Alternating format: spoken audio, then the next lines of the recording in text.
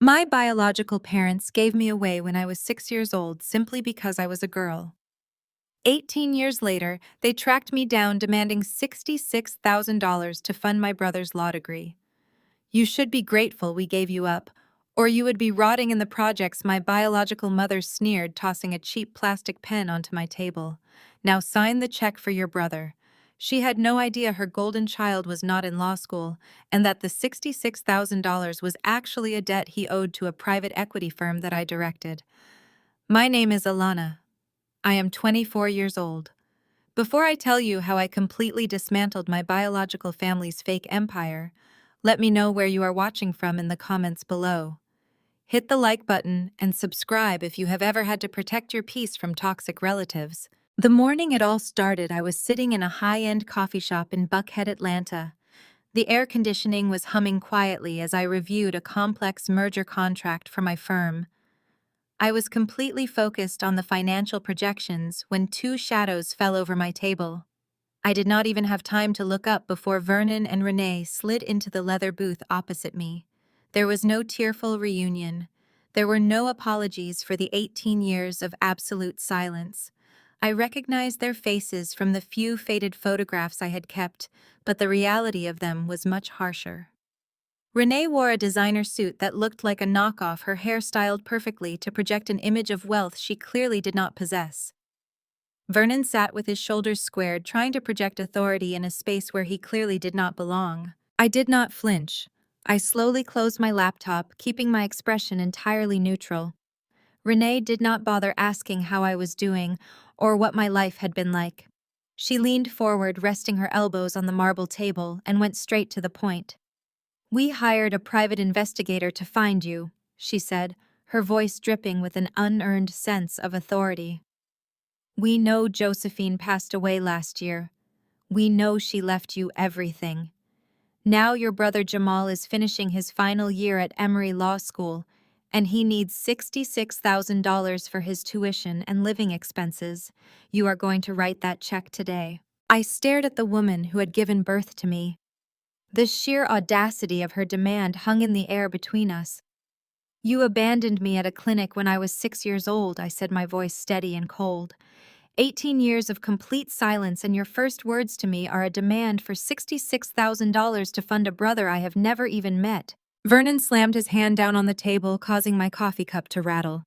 "Do not use that disrespectful tone with your mother," he barked, puffing out his chest.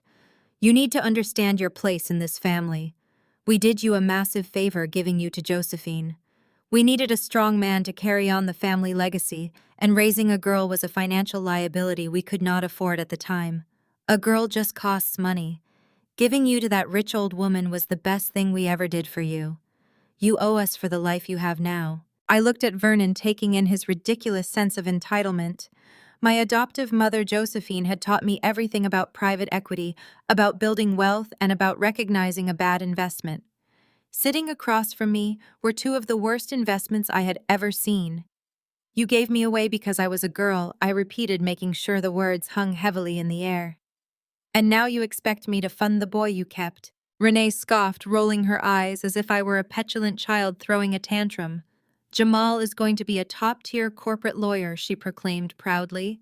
"He is the future of Black excellence in this city. He is carrying the family name. Plus, he is marrying into a prominent white family next month. His wife Harper comes from real money. We cannot have him looking like a charity case in front of his new in-laws. You are just a single woman sitting on a pile of money you did not earn. Josephine was a lonely widow who bought you, but we gave you life. You are going to clear his school debts so he can start his marriage with a clean slate. It is your duty to support the men in your family." I felt a sharp, cold clarity wash over me. They truly believed their own delusion. They thought I was some weak, emotional girl who would be desperate for their validation. They thought they could walk into my life, assert their parental authority, and walk out with my money. I looked at the cheap plastic pen Renee had tossed on the table. It had the logo of a budget motel printed on the side. These people were drowning in debt, projecting an illusion of wealth, and trying to extort me to keep up appearances. I reached into my designer handbag, but I did not pull out a checkbook. Instead, I pulled out a crisp $100 bill and placed it neatly on the table next to my half-empty coffee cup. "What is this?" Vernon demanded, staring at the bill as if it had insulted him. "That is for my coffee," I said smoothly, standing up and smoothing out my tailored skirt. "And for yours, since I assume you put this grand performance on credit. As for the $66,000, tell Jamal he can come to my office and present a formal business plan. I do not hand out charity to strangers, especially not to men who need their parents to beg for their allowance." I grabbed my laptop bag and turned to walk away. The satisfaction of seeing their smug expressions shatter into absolute panic was almost intoxicating. They had expected tears. They had expected me to yell or cry or beg for an explanation of why they did not love me. My complete indifference broke their script. As I took my first step toward the exit, Renee lost whatever composure she had left. She stood up, knocking her chair back loudly, drawing the attention of every wealthy patron in the cafe. "You listen to me, you ungrateful little brat!" she screamed, pointing a shaking finger at my back. "Josephine had no blood relatives. You were never legally adopted properly. We checked the records. That old woman's estate belongs to your biological bloodline. If you do not write that check for your brother right now, we will take you to court. We will take every single penny she left you, and we will leave you with nothing." I stopped walking. I did not turn around. I just smiled a cold, calculated smile that Josephine had taught me to use when the opposition made a fatal mistake. They had just declared war, and they had absolutely no idea they were threatening a woman who destroyed arrogant companies for a living. I walked out into the bright Atlanta sunlight, pulling out my phone to make a call to my lawyer. They wanted to play a game of legal threats and financial ruin. I was more than happy to oblige them. The game had just begun. The very next morning, the Atlanta skyline stretched out in a panoramic view behind the floor-to-ceiling windows of my office. My firm occupied the top 3 floors of a sleek downtown high-rise, a silent fortress of glass and steel where multi-million-dollar acquisitions were negotiated before lunch. I was sitting at my custom mahogany desk, reviewing a dense merger contract for a tech startup. The quiet hum of the climate control system was the only sound in the room until the heavy glass doors of my executive suite were thrown open with a violent shove. My executive assistant tried to block the entrance, but she was physically pushed aside. 2 people marched right into the center of my office, bringing an immediate sense of chaos into my perfectly ordered sanctuary. It was my biological brother Jamal, and a white woman I recognized from the boastful social media posts my biological mother frequently shared. This was Harper, the wife who supposedly came from a prominent and wealthy family. Harper looked exactly like the kind of woman who performed charity work purely for the photo opportunities. She wore a beige linen sundress and carried a handbag that tried very hard to look like an authentic designer piece, but failed the test of a trained eye. Her posture dripped with an unearned sense of authority. Jamal stood beside her, mirroring the exact same arrogant stance his father Vernon had displayed at the coffee shop the day before. However, Jamal was sweating. A thin layer of moisture gathered on his forehead, and his eyes darted nervously around my massive office, taking in the original artwork and the sheer scale of the operation I commanded. He looked completely out of his depth, but he masked his insecurity with a scowl. I did not stand up to greet them. I simply raised a single hand to signal my assistant that she could step away and close the door. I kept my finger hovering right over the silent panic button mounted beneath my desk. Harper took the lead immediately. She marched up to my desk, planted her hands on her hips, and looked down at me with an expression of profound manufactured pity. She spoke to me using the soft, condescending tone people normally reserve for calming down a distressed child. "Alana, right?" She started shaking her head sadly. "Renee told us what happened at the cafe yesterday. She told us how much pain you are in, and how you lashed out at her. We know you have a lot of unresolved trauma from being separated from your biological family. But taking your childhood issues out on Jamal is just incredibly toxic behavior." I let the silence stretch out, forcing her to fill the uncomfortable void with her own voice. I leaned back in my leather chair, crossing my arms and maintaining a cold, unwavering stare. Harper sighed dramatically and tucked a strand of blonde hair behind her ear, stepping fully into her role as the white savior. Listen, she continued, her voice dripping with performative empathy. I have done a lot of work in marginalized communities, and I understand how systemic inequality affects the family dynamic. You feel abandoned, so you are hoarding your adoptive mother's wealth to create a false sense of security. But holding on to this anger is only hurting you.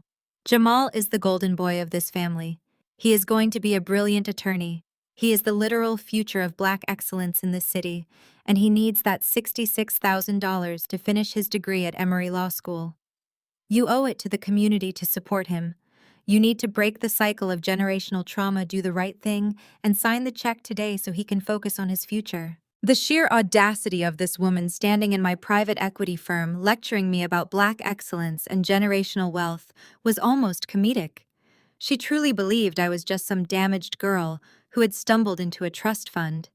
She had absolutely no idea that I personally engineered corporate takeovers and managed portfolios worth more than her entire extended family could ever comprehend.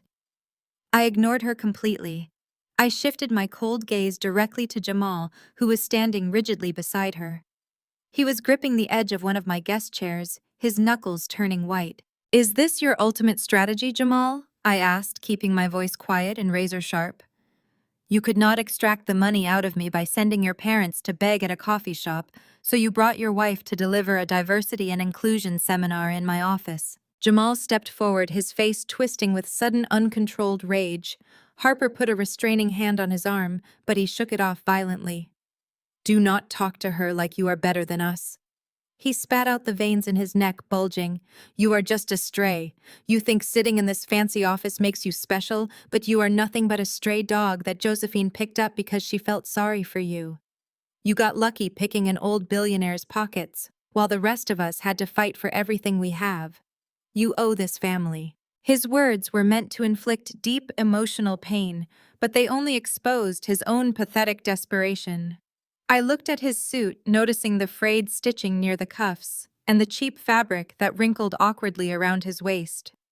I looked at his shoes, which were heavily scuffed and visibly worn. He was not a man preparing to conquer the legal world.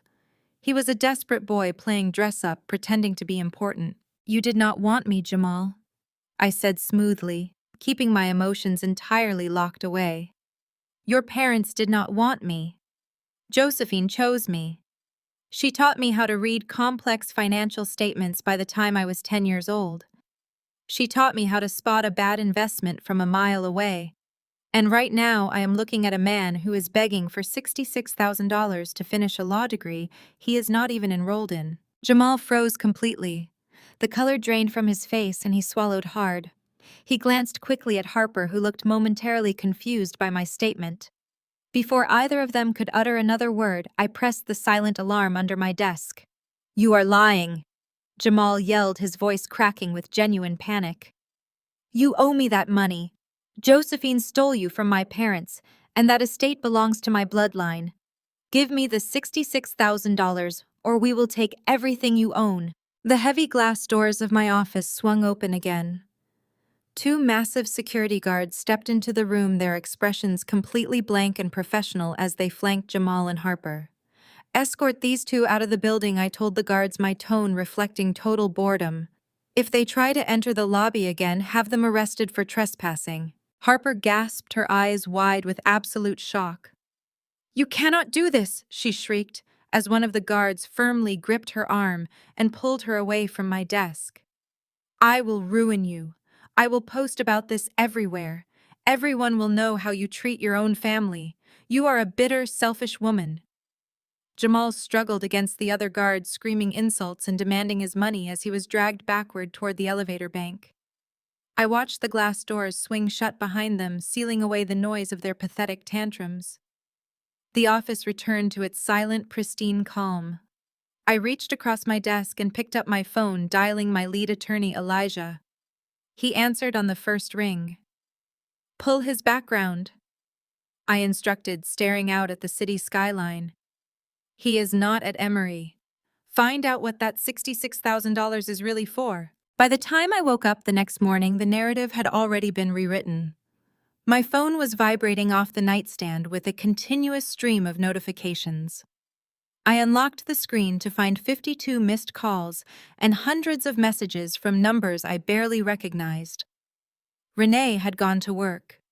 She knew she could not intimidate me in a boardroom, so she weaponized the only territory she controlled, which was the local church community and social media. Someone had forwarded me a Facebook video. It was posted by Renee and shared by dozens of congregation members at the Greater Hope Fellowship, where my biological parents spent their weekends pretending to be pillars of the community. I tapped the screen and watched the performance unfold. Renee was sitting on her worn living room couch, wearing a modest floral dress and looking exhausted. In the video, she was crying softly, wiping her eyes with a tissue. She spoke directly to the camera, telling a heartbreaking story about a mother who had made the ultimate sacrifice, giving up her baby girl so she could have a better life. She claimed her health was failing, and she just wanted to see her daughter again. Then the video cut to a heavily edited clip from the cafe. It showed me standing up, throwing a single bill on the table and walking away while Renee reached out for me. The caption beneath the video was a masterclass in manipulation. It read, "Please pray for my family as my biological daughter Alana, who is blessed with a life of extreme wealth, refuses to even speak to her sick mother. She has turned her back on her roots and her family in our time of desperate need. Money changes people, but God sees the truth." The comments were a cesspool of judgment from people who had no idea I even existed 48 hours ago. Women calling themselves my aunts were leaving paragraphs about how I was a disgrace to Black women. Church elders commented on my lack of respect for the people who gave me life. They called me a traitor, a sellout, and a soulless corporate drone. I did not cry, and I did not post a defensive reply. Josephine had trained me better than that. She always told me that when someone tries to drag you into a public circus, you let them perform while you quietly buy the tent. When I arrived at my private equity firm, the atmosphere was noticeably tense. The usual morning greetings from the junior analysts were replaced by averted eyes and awkward whispers. The video had clearly made its way through the corporate grapevine. Harper had likely made sure of that, using her own network to amplify my biological mother's smear campaign. My office phone rang immediately. Marcus, our managing partner, demanded to see me.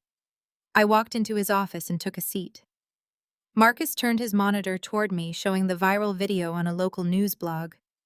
He wanted an explanation for the angry emails flooding the firm. He told me the optics were terrible and suggested I release a public apology or write a small check to make the problem disappear before it affected our upcoming acquisitions. I looked Marcus directly in the eyes and refused.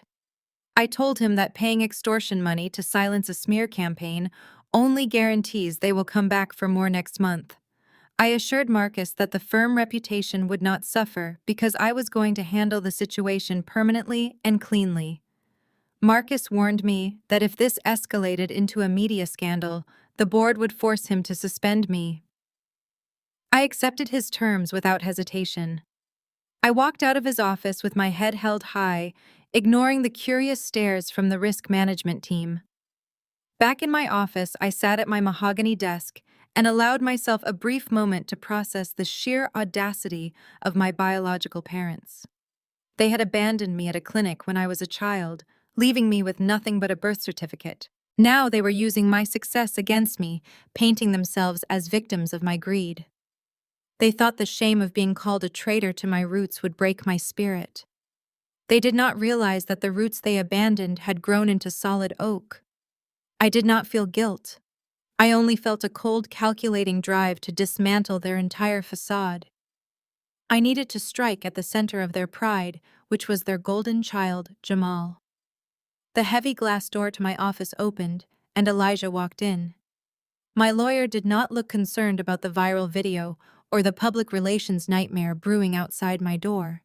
He looked like a predator who had just found a very satisfying meal. He closed the door quietly behind him and walked over to my desk carrying a thick, sealed manila folder.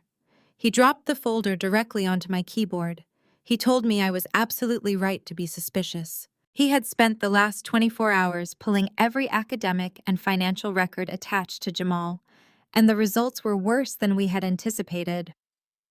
Elijah leaned against the edge of my desk. He told me that Jamal was not enrolled at Emory Law School and had not been a student there for over 2 years. He was expelled during his first semester for massive academic fraud, including paying other students to take his exams.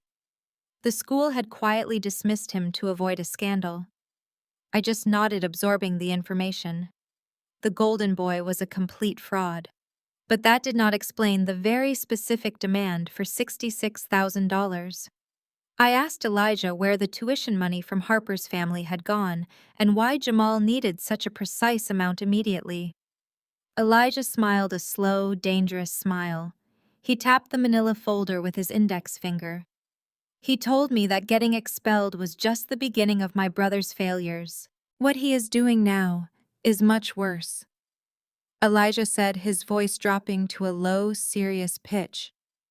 Jamal has been living a double life, and the people he owes that money to are not from any kind of normal university billing department. I took the heavy manila folder from Elijah and let his words sink in. Jamal was not just a golden child, he was a complete fraud. He had been expelled from law school 2 years ago for academic dishonesty, and yet my biological parents had the nerve to demand tuition money from me. I looked at the expulsion records bearing the official university seal, and a cold, satisfied smile formed on my face. Josephine always taught me that the best time to strike an opponent is when they feel the most victorious. I knew exactly where my biological family was celebrating their perceived triumph over me. That evening, the Piedmont Country Club was buzzing with the quiet hum of old money and generational wealth. It was an exclusive venue where memberships cost more than what my biological parents made in a decade. I walked through the grand mahogany doors, listening to the soft classical music playing in the background. My heels clicked rhythmically against the polished marble floors as I made my way toward the main dining room. I wore a tailored emerald green suit that projected absolute authority. I did not need to pretend to belong in a place like this, because I owned assets that could buy the entire building. My biological parents, however, were putting on the performance of a lifetime. I spotted them sitting at a large round table near the center of the room. They were surrounded by their pretentious friends from the church community, the same people who had been leaving hateful comments on my social media all morning. Vernon was wearing a suit that was clearly rented, laughing loudly, while swirling a glass of expensive bourbon. Renee sat next to him, dripping in cheap costume jewelry that she paraded around as if it were real diamonds. She was holding court, soaking up the attention and sympathy of her audience. Jamal and his white wife Harper were seated across from them. Harper was sipping champagne, looking incredibly smug in her designer dress. I knew for an absolute fact that Vernon had secured this reservation using a credit card that was entirely maxed out, operating on an interest rate that would bankrupt them by the end of the year. They were drowning in debt just to keep up the illusion of wealth. I approached their table slowly, letting the tension build with every step. I observed the spread of expensive seafood and premium steaks they had ordered, paid for with money they did not have. When I was just a few feet away, one of Renee's friends noticed me and nudged her arm. Renee turned around, and the moment she saw me, her eyes lit up with a greedy, triumphant gleam. In her delusional mind, my presence at the country club meant that her social media smear campaign had worked. She truly believed I had caved to the public pressure and brought the $66,000 to save my reputation. Renee stood up, smoothing down her dress, and raised her voice so the surrounding tables could hear her clearly. "Look, everyone," she announced, her voice dripping with fake maternal affection. "My prodigal daughter has finally come to her senses. I told you all that family love would conquer her selfish pride. She has come to do the right thing and support her brother's future." The church friends murmured in agreement, giving me condescending smiles. Vernon leaned back in his chair, crossing his arms and looking at me with absolute arrogance. He did not offer me a seat. He simply tapped his fingers on the white linen tablecloth. "You can leave the check right here, Alana," he commanded, treating me like a subordinate making a delivery. It is about time you learned some respect and stepped up for your brother. Jamal is going to be the finest corporate lawyer in Atlanta, and you should feel honored to contribute to his legacy. Harper smiled over the rim of her champagne glass, looking at me with that same unbearable white savior entitlement she had displayed in my office. I am so glad you decided to heal your trauma and do the right thing, Alana, she said softly. Forgiveness is a beautiful process, and family is everything. I did not argue with them. I did not raise my voice or defend myself against their passive-aggressive insults. I simply unclasped my leather briefcase and pulled out the thick manila folder Elijah had given me. I held it for a moment, letting them anticipate the check they so desperately wanted. Then I dropped the folder directly onto the center of the table, right on top of their expensive appetizers. The heavy thud caused the crystal water glasses to vibrate. I did not bring a check, I said, my voice dropping to a low, chilling pitch that cut through the noise of the dining room. But I did bring some required reading for the entire family. Since you all care so much about Jamal's brilliant legal career, I thought you should see his official transcripts. Renee frowned, looking down at the folder. What is this? She asked, her voice faltering slightly. It is the end of your delusion, I replied, staring directly into her eyes. That folder contains the official expulsion records from Emory University. Jamal has not stepped foot on a law school campus in over 2 years. He was permanently expelled during his first semester for massive academic fraud. He paid other students to take his final exams, and he was caught. He is not a law student. He is a fraud who has been lying to all of you every single day. The silence that fell over the table was absolute. The smug smiles vanished from the faces of their church friends. Vernon stopped tapping his fingers. Renee stared at me, her mouth opening and closing as she struggled to comprehend the words I had just spoken. Harper was the first one to react. She reached out with a trembling hand and pulled the folder toward her. She flipped it open, and her eyes scanned the official university letterhead. As she read the details of the expulsion, the color drained completely from her face. Her skin turned a sickly shade of pale, and her breathing became shallow. The reality of her perfect marriage to a future high-powered attorney was crumbling right in front of her eyes. Harper slowly looked up from the documents. She turned her head to look at Jamal, who was now sweating profusely and shrinking back into his chair. Her voice trembled as she spoke, barely a whisper at first. Jamal, she said, her eyes wide with mounting horror. If you were expelled 2 years ago, then where have you been going every morning? Jamal opened his mouth to speak, but no words came out. He looked like a trapped animal glancing frantically around the restaurant for an escape route. Harper stood up, her chair scraping loudly against the floor. Her voice grew louder, echoing with a sudden, desperate realization. Jamal, she demanded, tears springing to her eyes. If you are not in law school, where did my father's tuition checks go? He has been writing you a check for $30,000 every semester. Where is the money, Jamal? The entire table was staring at him now. The church friends were whispering to each other, their judgment rapidly shifting from me to the golden child. Vernon slammed his fist on the table, demanding an explanation from his son. Jamal panicked. He pointed a shaking finger at me, his face twisted in desperate rage. She is lying, he screamed, his voice cracking under the pressure. She faked those documents. She paid someone to make those papers because she is jealous of me. She is just a bitter stray trying to ruin my life. Do not believe her, Harper. It is all a lie. But the panic in his voice and the sweat pouring down his face told the real story. He was a sinking ship and the water was rushing in. I stood there perfectly calm, watching the foundation of their fake empire crack and splinter. Harper stared at Jamal for a long, agonizing moment before her expression suddenly hardened. The realization that she had married a fraud should have shattered her emotionally, but instead she pivoted with terrifying speed. She turned her furious gaze away from her husband and directed all of her venom entirely at me. She slammed her hand down on the table, sending a shockwave through the expensive crystal water glasses and silver cutlery. You are a sick and jealous woman, she hissed, her voice trembling with absolute outrage and denial.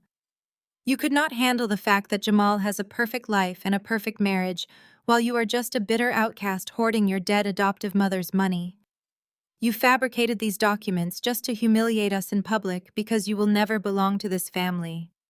Jamal did not say a single word to defend his wife or himself. He simply grabbed Harper's arm with a brutal, frantic grip and began dragging her away from the table before she could ask any more dangerous questions about where her father's $30,000 tuition checks had actually been going for the past 2 years. Vernon and Renee were left sitting alone at the table, surrounded by the whispered judgments of their pretentious church friends. Vernon realized in that exact moment that his pathetic $66,000 extortion scheme was completely dead. The illusion he had spent years building was fracturing.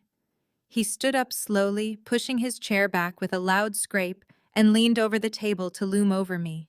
His face was a mask of cold, desperate malice. "If you will not pay your brother's tuition voluntarily, then we are going to take everything," he growled, his voice barely above a harsh whisper so the surrounding tables could not hear him panic. "We spoke to a lawyer, Alana. We know that old woman Josephine made a mistake when she took you in. You were never legally adopted properly. There is a clerical error on the original paperwork from when you were 6 years old. We still retain our parental rights. We are going to take Josephine's entire $40 million estate, and we will leave you with absolutely nothing." I did not blink or show a fraction of an inch of fear. I just smiled the cold, empty smile that always terrified my corporate rivals during hostile takeovers. "You can certainly try, Vernon," I replied, keeping my voice perfectly even and entirely devoid of emotion. "But you are playing a game you do not understand." I turned my back on them and walked out of the exclusive country club, leaving them to pay for a massive dinner bill with a credit card that would inevitably decline. When I arrived back at my sprawling estate in Buckhead, the heavy wrought iron gate swung open to reveal the manicured grounds of the home Josephine had left me. I parked my luxury sedan and walked up the stone steps to the main entrance. Taped directly to the center of my massive custom front door was a thick, sealed legal document. It was a formal subpoena. Vernon and Renee had not been making empty threats at the country club. They had officially filed a lawsuit contesting my adoptive mother's will. The very next morning, my executive office felt like a war room preparing for a siege. The bright Atlanta sunlight poured through the floor-to-ceiling windows, but the atmosphere inside was absolutely freezing. Elijah, my lead attorney, sat across from my mahogany desk, spreading the contents of the subpoena across the smooth surface. He was wearing his sharpest tailored suit, but his expression was deeply troubled as he reviewed the endless pages of legal jargon.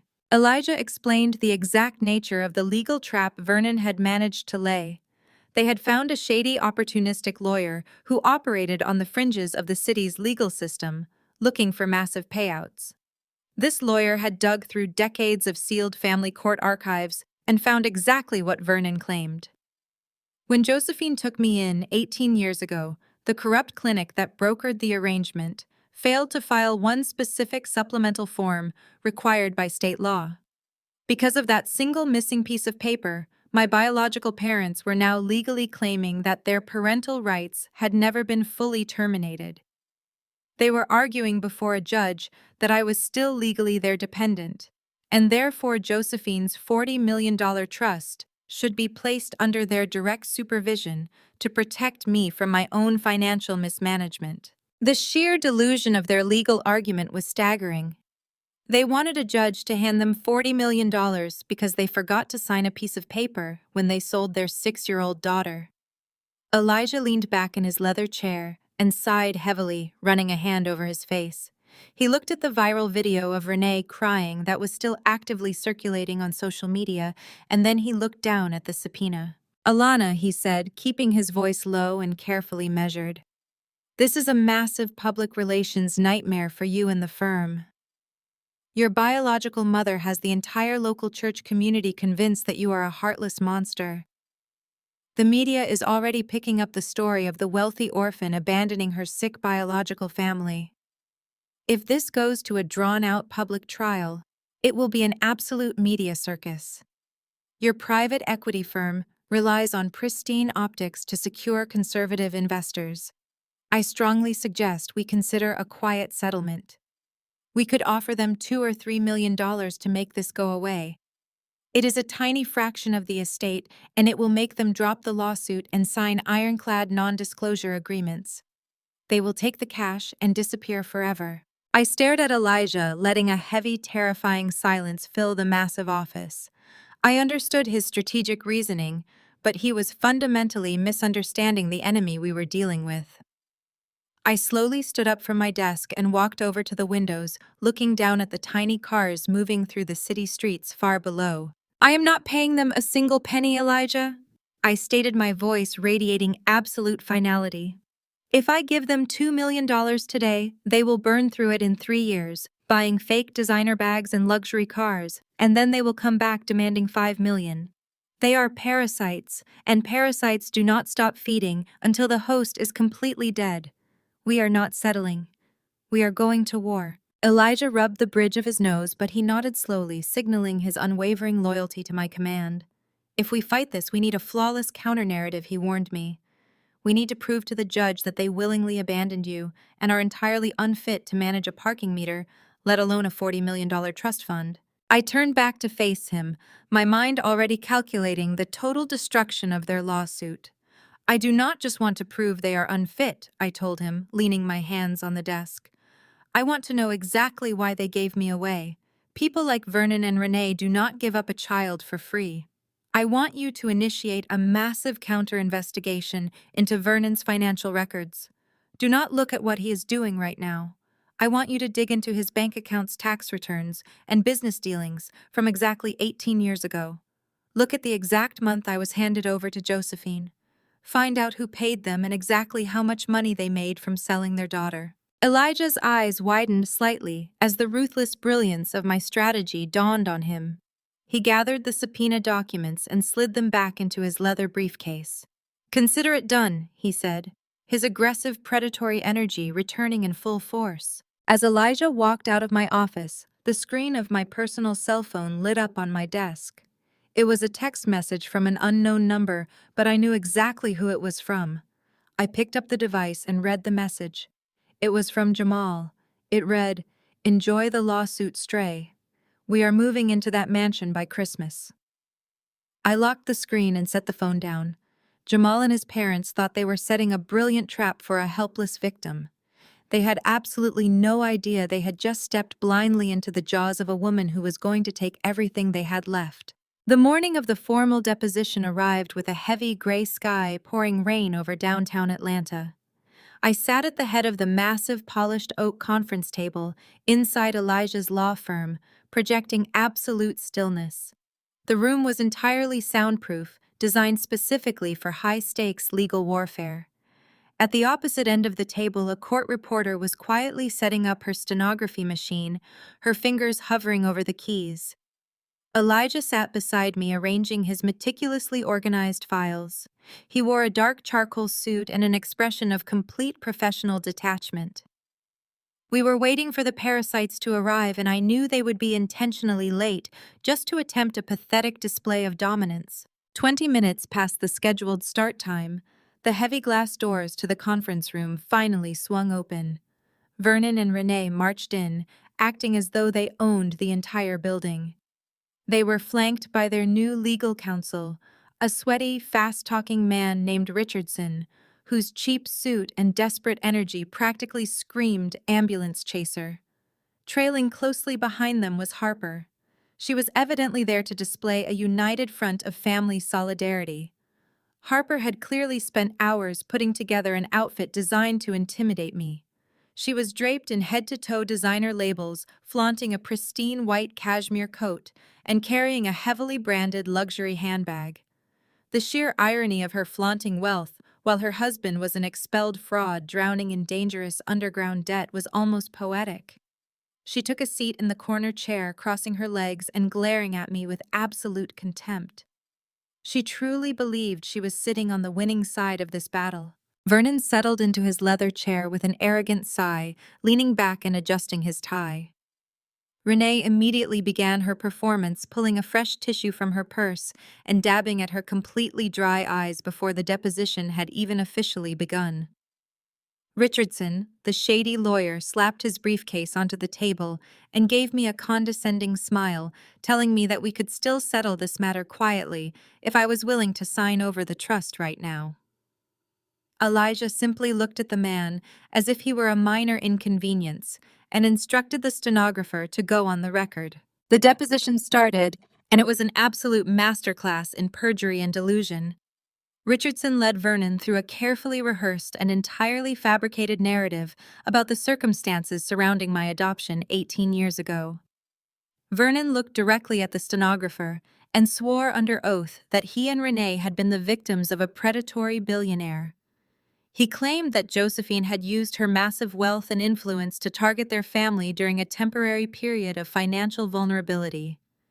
He spun a ridiculous tale stating that they had only agreed to place me in a temporary care program sponsored by the clinic, and that Josephine had essentially kidnapped me using corrupt judges and falsified paperwork to terminate their parental rights against their will. Renee was next to speak, and her crocodile tears flowed perfectly on cue.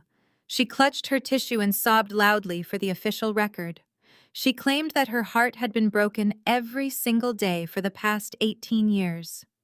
She swore that she had driven to Josephine's Buckhead estate countless times begging to see her baby girl, only to be turned away by armed security guards. She told the room that the clerical error on the adoption paperwork was proof that God was finally delivering justice and returning her stolen child to her loving arms. She even had the audacity to claim that the sudden appearance of the viral video was a divine intervention meant to expose my cruel and heartless nature to the world. I sat completely motionless watching this absurd theater unfold. I did not interrupt them. I did not let my face betray a single emotion. Elijah remained equally silent, taking slow, methodical notes on a yellow legal pad. We did not object to their leading questions or their blatant lies. We simply gave them enough rope to hang themselves completely. The more they talked, the more they perjured themselves on an official legal record. They claimed they had never received a single dime from the adoption clinic. They swore they had been searching for me for decades. Every word out of their mouths was a direct contradiction to the financial evidence Elijah was quietly gathering in the background. Harper watched my silence from the corner of the room, and her smug smile grew wider with every passing minute. She clearly mistook my calculated restraint for absolute defeat. She leaned forward in her chair, looking at me with pure mocking superiority. She genuinely thought I was too broken and intimidated to fight back against the overwhelming emotional weight of my biological parents' testimony. She thought they were successfully laying the groundwork to steal my entire $40 million estate and leave me homeless. The deposition dragged on for nearly 3 agonizing hours. Vernon grew increasingly bold, his posture expanding with false triumph as he continued to weave his web of lies. He was currently in the middle of describing how he planned to use the trust fund money to build a charitable community center to honor my biological roots when a sharp, distinct vibration broke the silence. It was Elijah's personal cell phone sitting face down on the table between us. Elijah did not look up from his legal pad right away. He waited for Vernon to finish a long, rambling sentence before discreetly turning the phone over.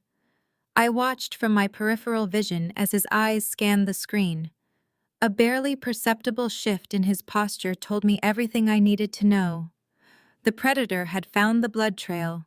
Elijah slowly slid the phone across the smooth mahogany wood until it rested directly in front of me. I looked down at the bright screen. The text message was from our top private investigator. The counter-investigation had already yielded massive results, but this specific message was not about Vernon's past. It was about Jamal's present. The investigator had finally tracked down the exact origin of the $66,000 debt. The message contained the name, the address, and the brutal operational details of the underground debt holder who currently owned my golden child brother. Jamal had not just borrowed money from a standard loan shark. He was deeply in debt to a highly organized and extremely dangerous criminal syndicate operating out of a heavily guarded warehouse district in East Atlanta. The money had not been for law school tuition. It had been to cover a massive continuous string of failed illicit gambling debts. I read the details twice, committing the name and the address entirely to memory. A slow, chilling smile finally broke across my face. It was the very first emotion I had shown all morning, and it caused Vernon's arrogant speech to falter immediately. He stumbled over his words, looking at me with sudden mounting unease.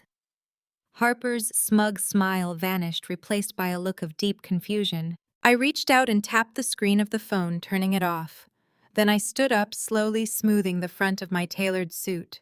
Richardson, the shady lawyer, stopped talking mid-sentence and demanded to know what I was doing, stating that the deposition was not over. I looked directly at Vernon, letting the full weight of my absolute confidence crash down on his fragile illusion. "This deposition is completely over," I announced, my voice ringing with undeniable authority. "You have provided exactly what we needed for the official record, Vernon. You have successfully documented your own destruction." I turned my gaze to Harper, who was now sitting stiffly in her designer coat, her eyes wide with sudden apprehension. I smiled at her, a smile completely devoid of any warmth. "You should hold on tightly to that cashmere coat, Harper," I said softly. "The winter is going to be incredibly cold when the men from East Atlanta come looking for your husband." I did not wait for a response.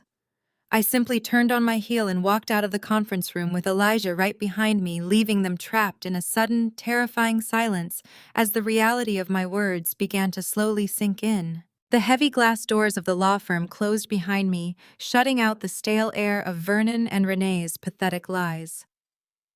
Elijah walked beside me in complete silence as we descended into the private parking garage where my driver was waiting in the idling black sedan. Elijah opened his mouth to discuss the legal ramifications of the deposition, but I simply raised my hand to stop him. The lawsuit was no longer our primary battlefield. I climbed into the plush leather seat of the car and gave my driver a new destination that was entirely off the corporate grid. We were heading to the industrial warehouse district of East Atlanta, a place where old money and pristine reputations held absolutely zero weight. Elijah sat next to me, looking mildly concerned as the towering glass skyscrapers of the financial district gradually gave way to crumbling brick facades and heavily fortified commercial properties. I told him that the only way to completely destroy a parasite is to understand exactly what they are feeding on. Jamal had built an entire false reality out of my biological parents' blind, enabling behavior and Harper's naive white savior complex. But that reality was cracking under the weight of $66,000 in violent underground debt. I needed to hold that debt in my own hands. The black sedan pulled up to an unmarked, heavily secured warehouse that was officially registered on city tax documents as a high-end vintage auto restoration shop. The perimeter was surrounded by spiked fencing, and a network of high-definition security cameras tracked our every movement. This was the shell company operating as the front for the largest illegal sports betting syndicate in the greater Atlanta area. The private investigator had briefed me entirely on their operations. They catered exclusively to desperate trust fund kids, reckless corporate executives, and expelled golden children who thought they could outsmart the house. My driver parked the car, and Elijah moved to step out with me, but I instructed him to wait inside the vehicle. This was a transaction that required a very specific kind of corporate leverage, and lawyers only made these types of men paranoid. I stepped out into the humid afternoon air, wearing my sharpest tailored suit and carrying my leather briefcase. Two large men with thick necks and visible tactical holsters stepped out from the shadow of the garage bay, blocking the heavy steel entrance. They looked at me with cold suspicion, entirely unaccustomed to seeing a wealthy woman standing on their grim industrial doorstep. I did not flinch or look away. I reached into my jacket pocket and pulled out my embossed platinum business card, handing it directly to the larger of the two guards. I told him to take that card to his boss and tell him that the senior managing partner of a multi-billion-dollar private equity firm was standing outside with a highly lucrative acquisition proposal. The guard glanced at the heavy cardstock, noted the prestigious corporate address, and disappeared behind the steel door. Less than 3 minutes later, the door swung open and I was escorted inside. The interior of the warehouse was a jarring contrast to the gritty exterior.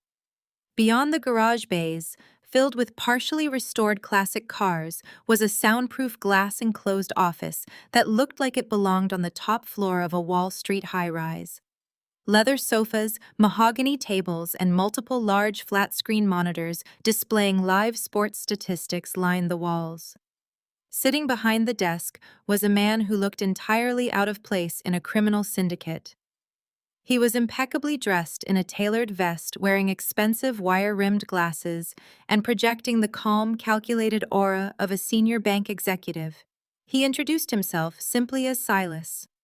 He gestured for me to sit down, looking at me with intense curiosity. He admitted that he rarely received unscheduled visits from private equity executives and asked exactly what kind of business I could possibly want to conduct in his specific establishment. I took a seat across from him, crossing my legs and maintaining absolute eye contact. I did not waste any time with pleasantries or vague corporate jargon. I told Silas that I was currently engaged in a hostile restructuring of my biological family, and that my worthless brother Jamal had foolishly intertwined his personal finances with Silas' business operations.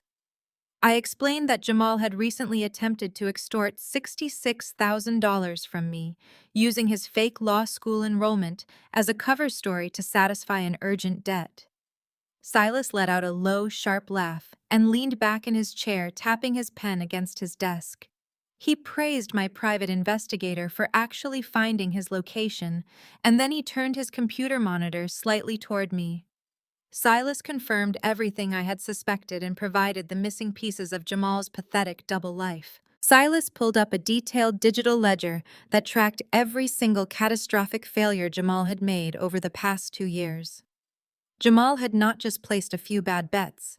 He was a degenerate gambling addict who had systematically blown through every single $30,000 tuition check that Harper's wealthy father had sent him. He had bet on college football, overseas basketball, and underground fighting rings, losing massive sums of money week after week. The men in this warehouse had allowed him to dig himself into a massive hole because they knew he was married to a woman with generational wealth.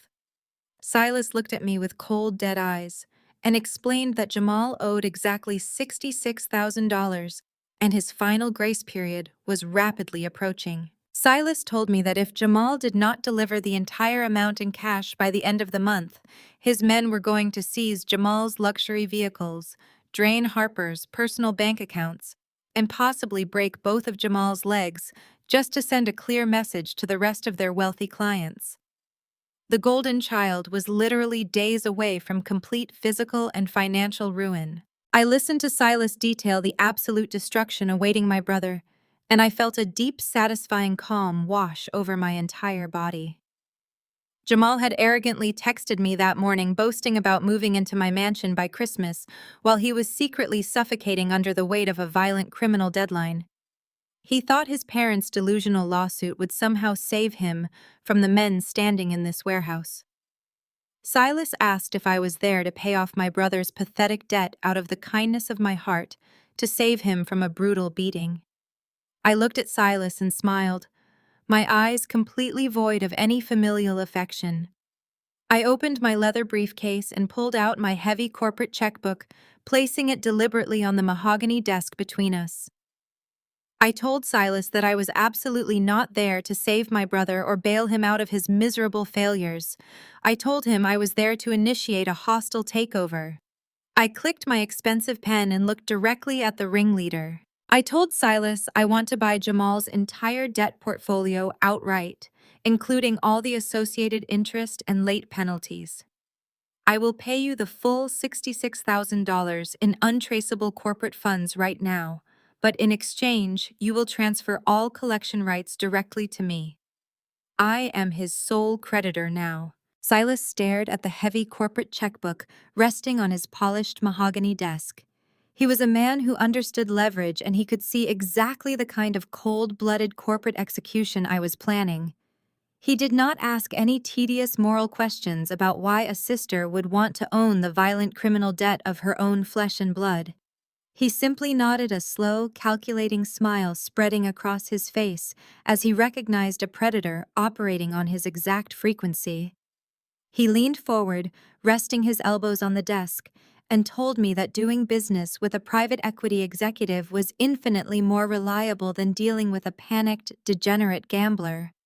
Silas pressed a small button under his desk and instructed the massive guard outside the glass doors to retrieve the physical file from the master safe in the back office. While we waited, Silas poured himself a glass of expensive bourbon and offered me one, which I politely declined. He explained that Jamal was not just a terrible gambler, he was a remarkably stupid criminal.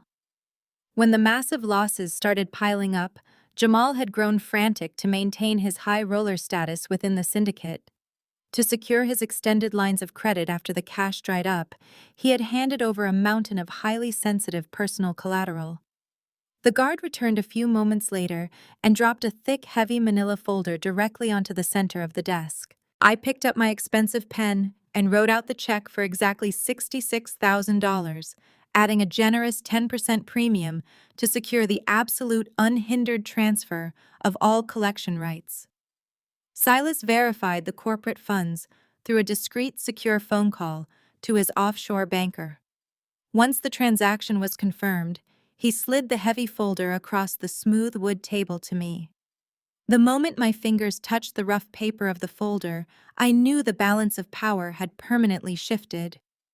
I opened the file and began to read through the chaotic, desperate financial footprint my brother had left behind in the dark. The first few pages were standard promissory notes detailing massive losses on overseas basketball games and underground boxing matches. But the secondary documents tucked beneath the betting ledgers were absolutely staggering. Jamal had not just promised them future earnings from his non-existent legal career. He had actively leveraged highly valuable assets that did not legally belong to him. I pulled out a thick stack of bank transfers and notarized trust fund authorizations. Jamal had used his position as Harper's husband to gain direct access to her deeply guarded family trust. There were multiple loan agreements securing his gambling debts directly against Harper's generational wealth. I looked very closely at the signature line on the heavy authorization forms. The elegant looping cursive of Harper's signature was clearly a clumsy, desperate forgery. Jamal had been secretly draining her accounts and forging her name on illegal syndicate loans for months. He had literally signed away his wife's financial future to men who carried tactical weapons. I pulled out my phone and quickly opened my social media applications, navigating straight to Harper's meticulously curated profile. She had just posted a new photo less than 20 minutes ago while I was driving to the warehouse. The picture showed her sitting in a luxury outdoor cafe, sipping an expensive artisanal latte with her massive diamond engagement ring prominently displayed in the center of the frame. The caption beneath the photo was a masterclass in absolute delusion. It read, "Enjoying a quiet afternoon while my brilliant future lawyer husband works hard to secure our amazing future together. Family is everything." I stared at the screen, letting the sheer irony wash over me. She was living in a manufactured fantasy world, completely oblivious to the fact that the man she married had forged her signature and promised her family money to violent criminals operating out of an East Atlanta warehouse. She thought she was the untouchable wife of a corporate savior, while her husband was actually a terrified fraud. I set my phone down and turned my attention back to the folder. I pulled out the final document resting at the very bottom of the stack. It was heavy legal paper bearing an official embossed county seal. My breath caught in my throat for a fraction of a second as I realized exactly what I was holding in my hands. It was the original physical deed to Vernon and Renee's house. The very same modest suburban house they had been living in for the past 3 decades. Jamal had somehow managed to steal the original deed from his parents' home and had used it as the final piece of collateral to cover a massive weekend losing streak on a college football game. He had signed a contract allowing Silas and his men to seize the property if he failed to deliver the $66,000 by the end of the month. The pieces of the puzzle slammed together in my mind with terrifying absolute clarity. Vernon and Renee had filed a delusional $40 million lawsuit against me, claiming they were fit parents who deserved my adoptive mother's entire estate. They had spent the entire morning acting arrogant and untouchable, in the deposition room shedding fake tears and demanding respect. They were completely unaware that their precious golden child had literally signed away the roof over their heads. They had absolutely no idea that Jamal had mortgaged their home to an underground betting ring just to feed his pathetic addiction. The entire biological family was sitting on top of a massive financial landmine, and they were all completely blind to the danger beneath their feet. Harper thought she was marrying into black excellence and legal prestige. Vernon and Renee thought their brilliant son was going to win a massive lawsuit and buy them a sprawling mansion in Buckhead by Christmas. They were all living inside a fragile glass house built entirely on Jamal's cowardly lies and desperate forgeries.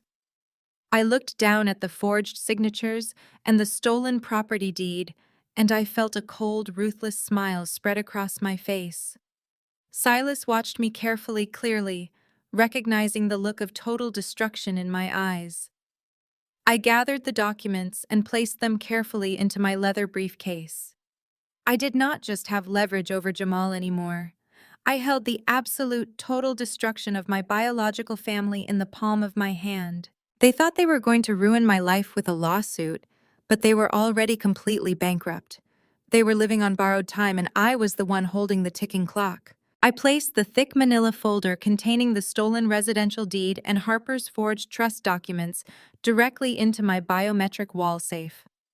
The satisfying click of the locking mechanism echoed in the quiet room, sealing the absolute destruction of my biological family behind 2 inches of solid steel.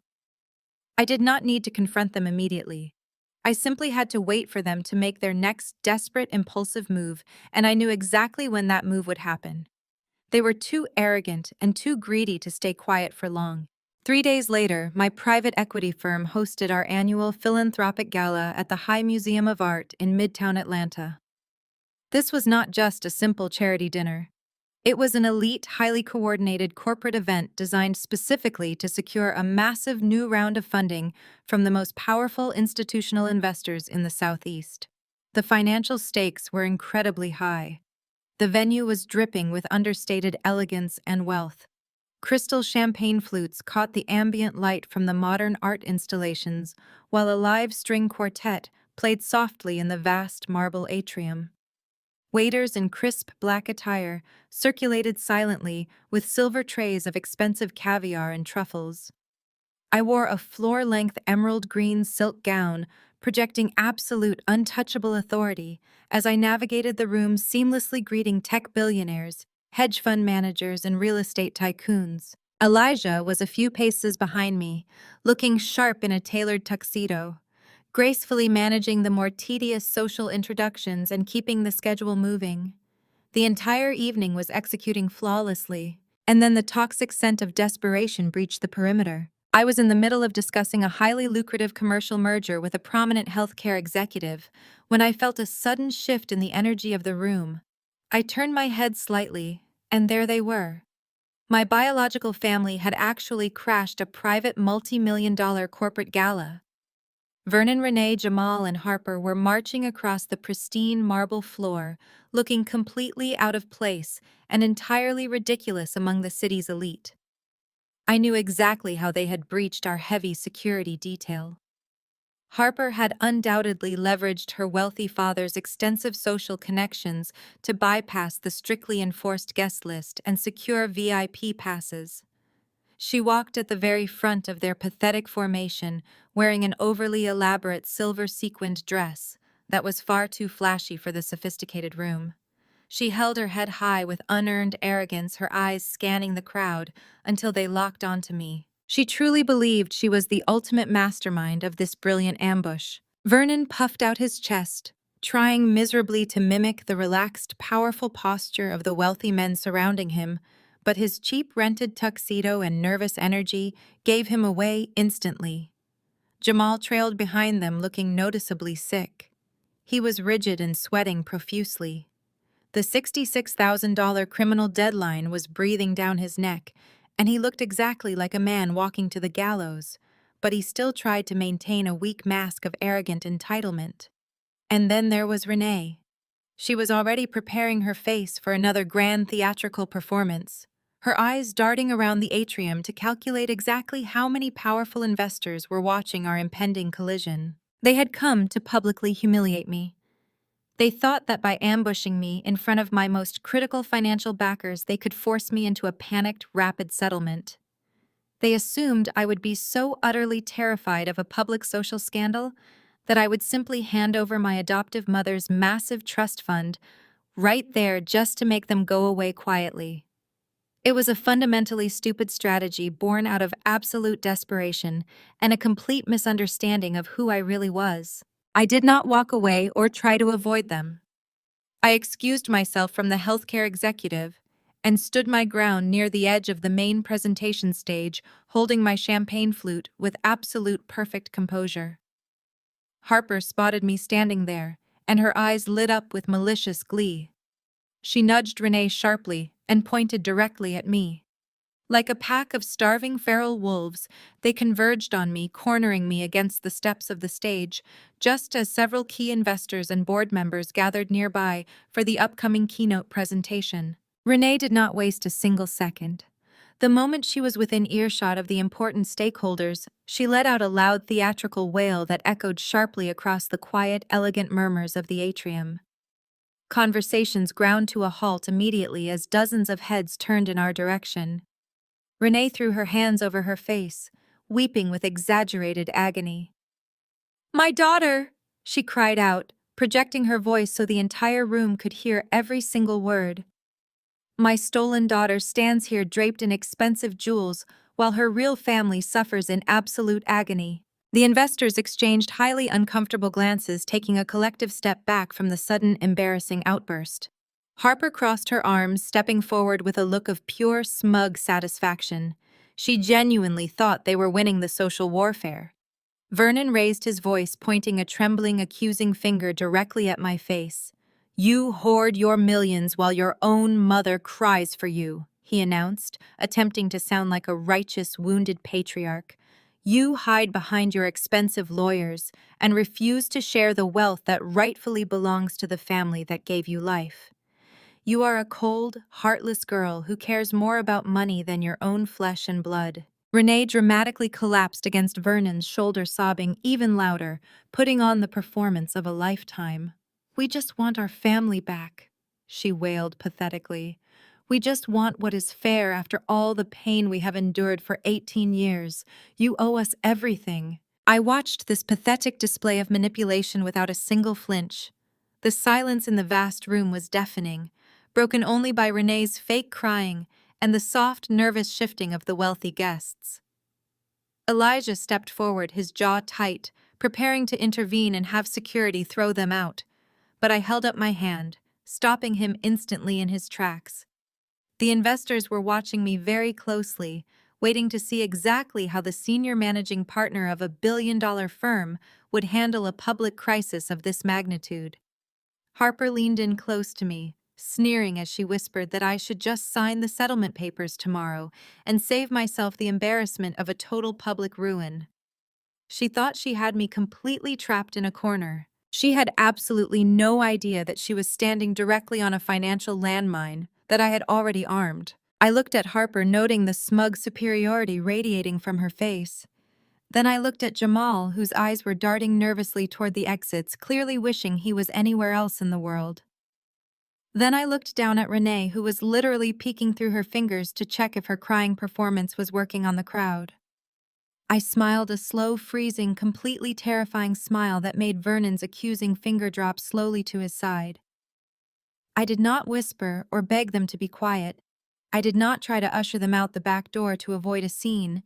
I did not negotiate with parasites. I turned my head and made direct eye contact with my lead audio-visual technician, who was standing ready by the massive soundboard at the back of the room. I gave him a single sharp nod of authorization. I turned my back on my biological family and walked gracefully up the 3 short carpeted steps to the main stage. I stepped directly up to the crystal podium and adjusted the microphone.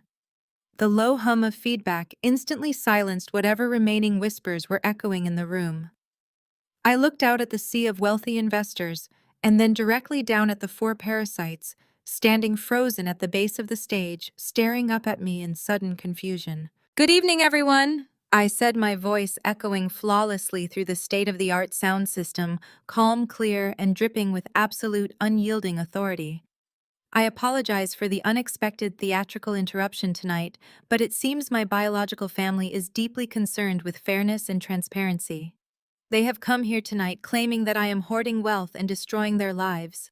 They want everything out in the open for all of you to see." I paused, letting the heavy silence stretch out, allowing the tension to wrap tightly around their throats. Harper's smug smile finally faltered. Jamal took a visible step backward, his face draining of all remaining color as he realized I was not backing down. I leaned closer to the microphone, my eyes locking onto Jamal's terrified, sweating face. "Since my biological family desires absolute transparency," I said smoothly, "I think it is only fair that we show our esteemed investors exactly who they are dealing with." The massive high-definition screens behind me flickered for a fraction of a second before the elegant gold and black logo of my private equity firm vanished completely. In its place, a series of scanned documents materialized, illuminated in stark, glaring white light that washed over the entire marble atrium. The visual impact was immediate and brutal. These were not polished corporate slides detailing quarterly earnings or projected market growth. They were crude, visceral records of underground financial ruin blown up for the most powerful people in Atlanta to examine. I watched the faces of the investors in the front row shift from polite confusion to absolute stunned fascination as they read the bold red numbers projected at 20 feet tall. I stood comfortably at the crystal podium, letting the silence stretch out just long enough for the reality of the images to deeply saturate the room. The documents on the screen were arranged as meticulous side-by-side comparisons. On the left side were the desperate, frantic text messages Vernon and Renee had sent me just weeks ago, begging for exactly $66,000. They had claimed in those messages that my brother Jamal was a brilliant law student who desperately needed tuition money to secure his prestigious future. They had tried to weaponize my own success against me, painting themselves as devoted parents, trying to help a striving son. On the right side of the screen was the undeniable, completely devastating truth. It was a highly detailed ledger from an illegal sports betting syndicate operating out of a heavily guarded East Atlanta warehouse. The final balance, highlighted in fluorescent yellow across the digital display, matched their urgent request down to the very last cent, exactly $66,000. The collective gasp from the wealthy crowd sounded like all the oxygen being sucked out of the room at once. I looked down at my biological parents.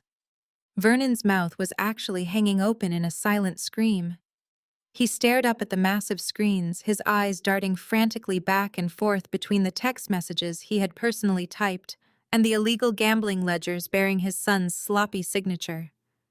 The righteous indignation that had fueled his loud public performance just moments ago simply evaporated, leaving behind a hollow, terrified shell of a man. Renee had completely stopped her fake crying. Her hands dropped from her face and she stared at the glowing numbers in absolute horror. Her theatrical tears dried instantly as the genuine terror of the situation washed over her. They had genuinely believed Jamal was in law school. They had truly thought their golden child was a victim of my selfishness. The realization that they had based their entire hostile $40 million lawsuit on the lies of a degenerate gambling addict was currently breaking their minds in real time. I leaned into the microphone, my voice slicing effortlessly through the heavy tension in the room. "My biological parents stood before you tonight claiming I am a heartless monster who hoards wealth while her family suffers. I announced clearly and smoothly, projecting my words to the furthest corners of the gallery. They demanded transparency, so I am providing it.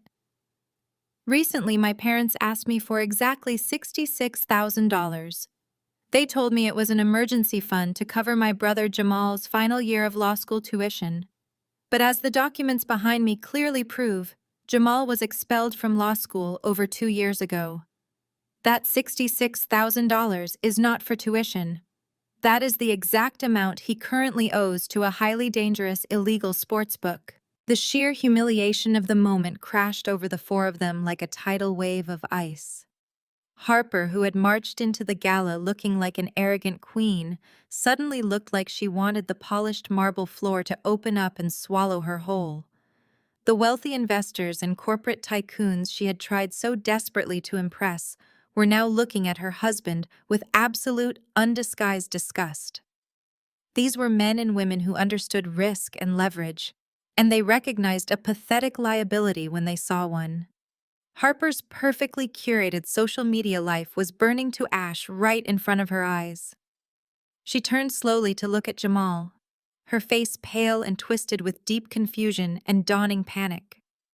She had been posting photos all week, bragging about her brilliant future lawyer husband. Now she was standing in front of the city's elite, staring at definitive proof that she had married an unemployed, expelled fraud who was drowning in severe illegal debt. Jamal completely lost whatever shred of sanity he had left. The ticking clock of his criminal deadline, combined with the absolute public exposure, snapped his fragile ego in half. He lunged forward toward the steps of the stage, his face flushed dark red with pure, uncontrolled rage. He pointed a shaking, frantic finger at me and began screaming at the top of his lungs. His voice cracked as it echoed through the massive atrium, sounding pathetic and weak against the backdrop of my quiet authority.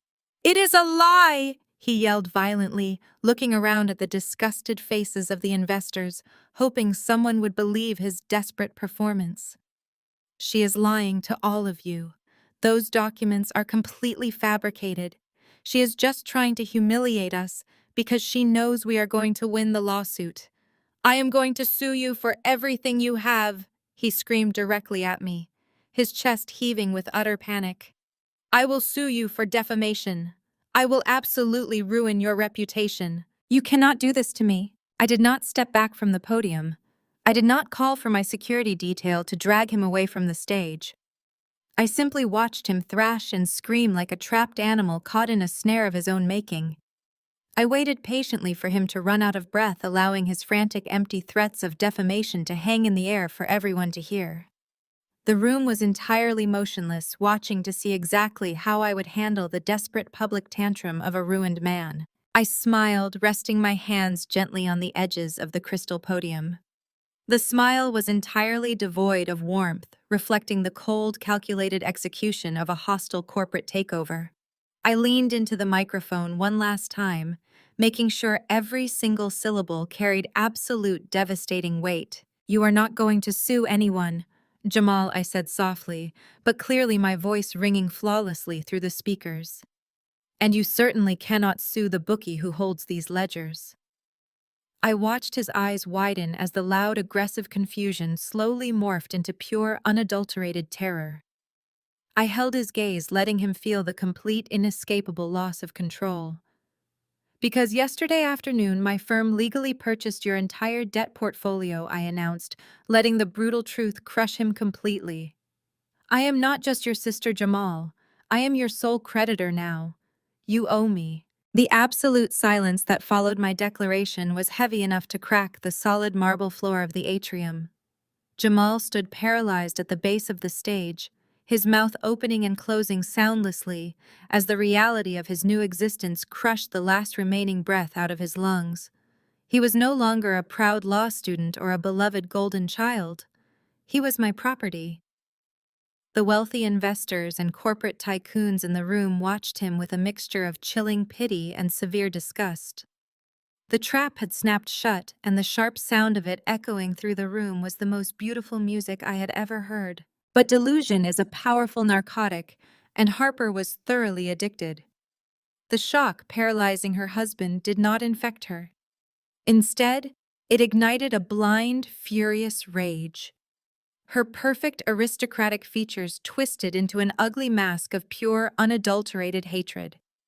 She simply could not process the fact that her pristine social image was being publicly dismantled by a woman she considered infinitely beneath her. Harper let out a guttural shriek of fury and charged up the short carpeted steps of the stage.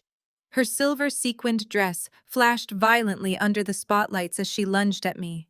She raised her hand, aiming a vicious open palm slap directly at my face, screaming that I was a desperate liar and a jealous monster trying to ruin her successful husband. I did not flinch, and I certainly did not step back. As her palm descended toward my cheek, I simply raised my left hand and caught her slender wrist in midair. The impact made a sharp slapping sound against my palm, but her hand stopped inches from my face.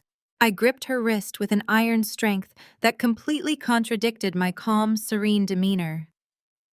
Harper gasped in total shock, trying desperately to yank her arm away, but I held her firmly in place, forcing her to stand right next to me under the glaring stage lights. I looked at her struggling form and let a cold wave of pity wash over my face. "You are fighting so desperately to defend a man who has already sold your entire future," I said, my voice perfectly steady and carrying clearly through the microphone for the whole room to hear. I did not wait for her to process the meaning of my words. I simply released her wrist and gave another subtle nod to the audio-visual technician waiting patiently at the back of the room. The massive screens behind me shifted instantly. The ledgers of Jamal's pathetic gambling debts vanished and were replaced by high-definition scans of the collateral documents I had acquired directly from the underground syndicate. The entire room gasped again as the official letterhead of Harper's Generational Family Trust appeared in glowing white light above our heads. Harper stopped rubbing her wrist, her eyes locking onto the screens in pure disbelief. She stumbled backward, staring up at the documents as if they were written in a foreign language. I leaned into the microphone to narrate the absolute destruction of her fantasy world. "The man you are trying to defend did not just lose $66,000, I explained smoothly. Underground syndicates do not extend that kind of massive credit without absolute guarantees. Jamal needed heavy collateral to cover his continuous losing streaks and keep his kneecaps intact." I pointed to the massive screen displaying a highly sensitive loan agreement. "Look very closely at the signature line, Harper." Harper stared at the screen, her chest heaving as she read the strict terms of the loan. Right there at the bottom of the page was her own elegant looping signature, authorizing a massive withdrawal from her deeply guarded family trust. She shook her head frantically, muttering to herself that she had never signed those papers, that she had never even seen those documents before in her life. I watched the exact moment her brain connected the dots. I spoke softly into the microphone, confirming her absolute worst nightmare.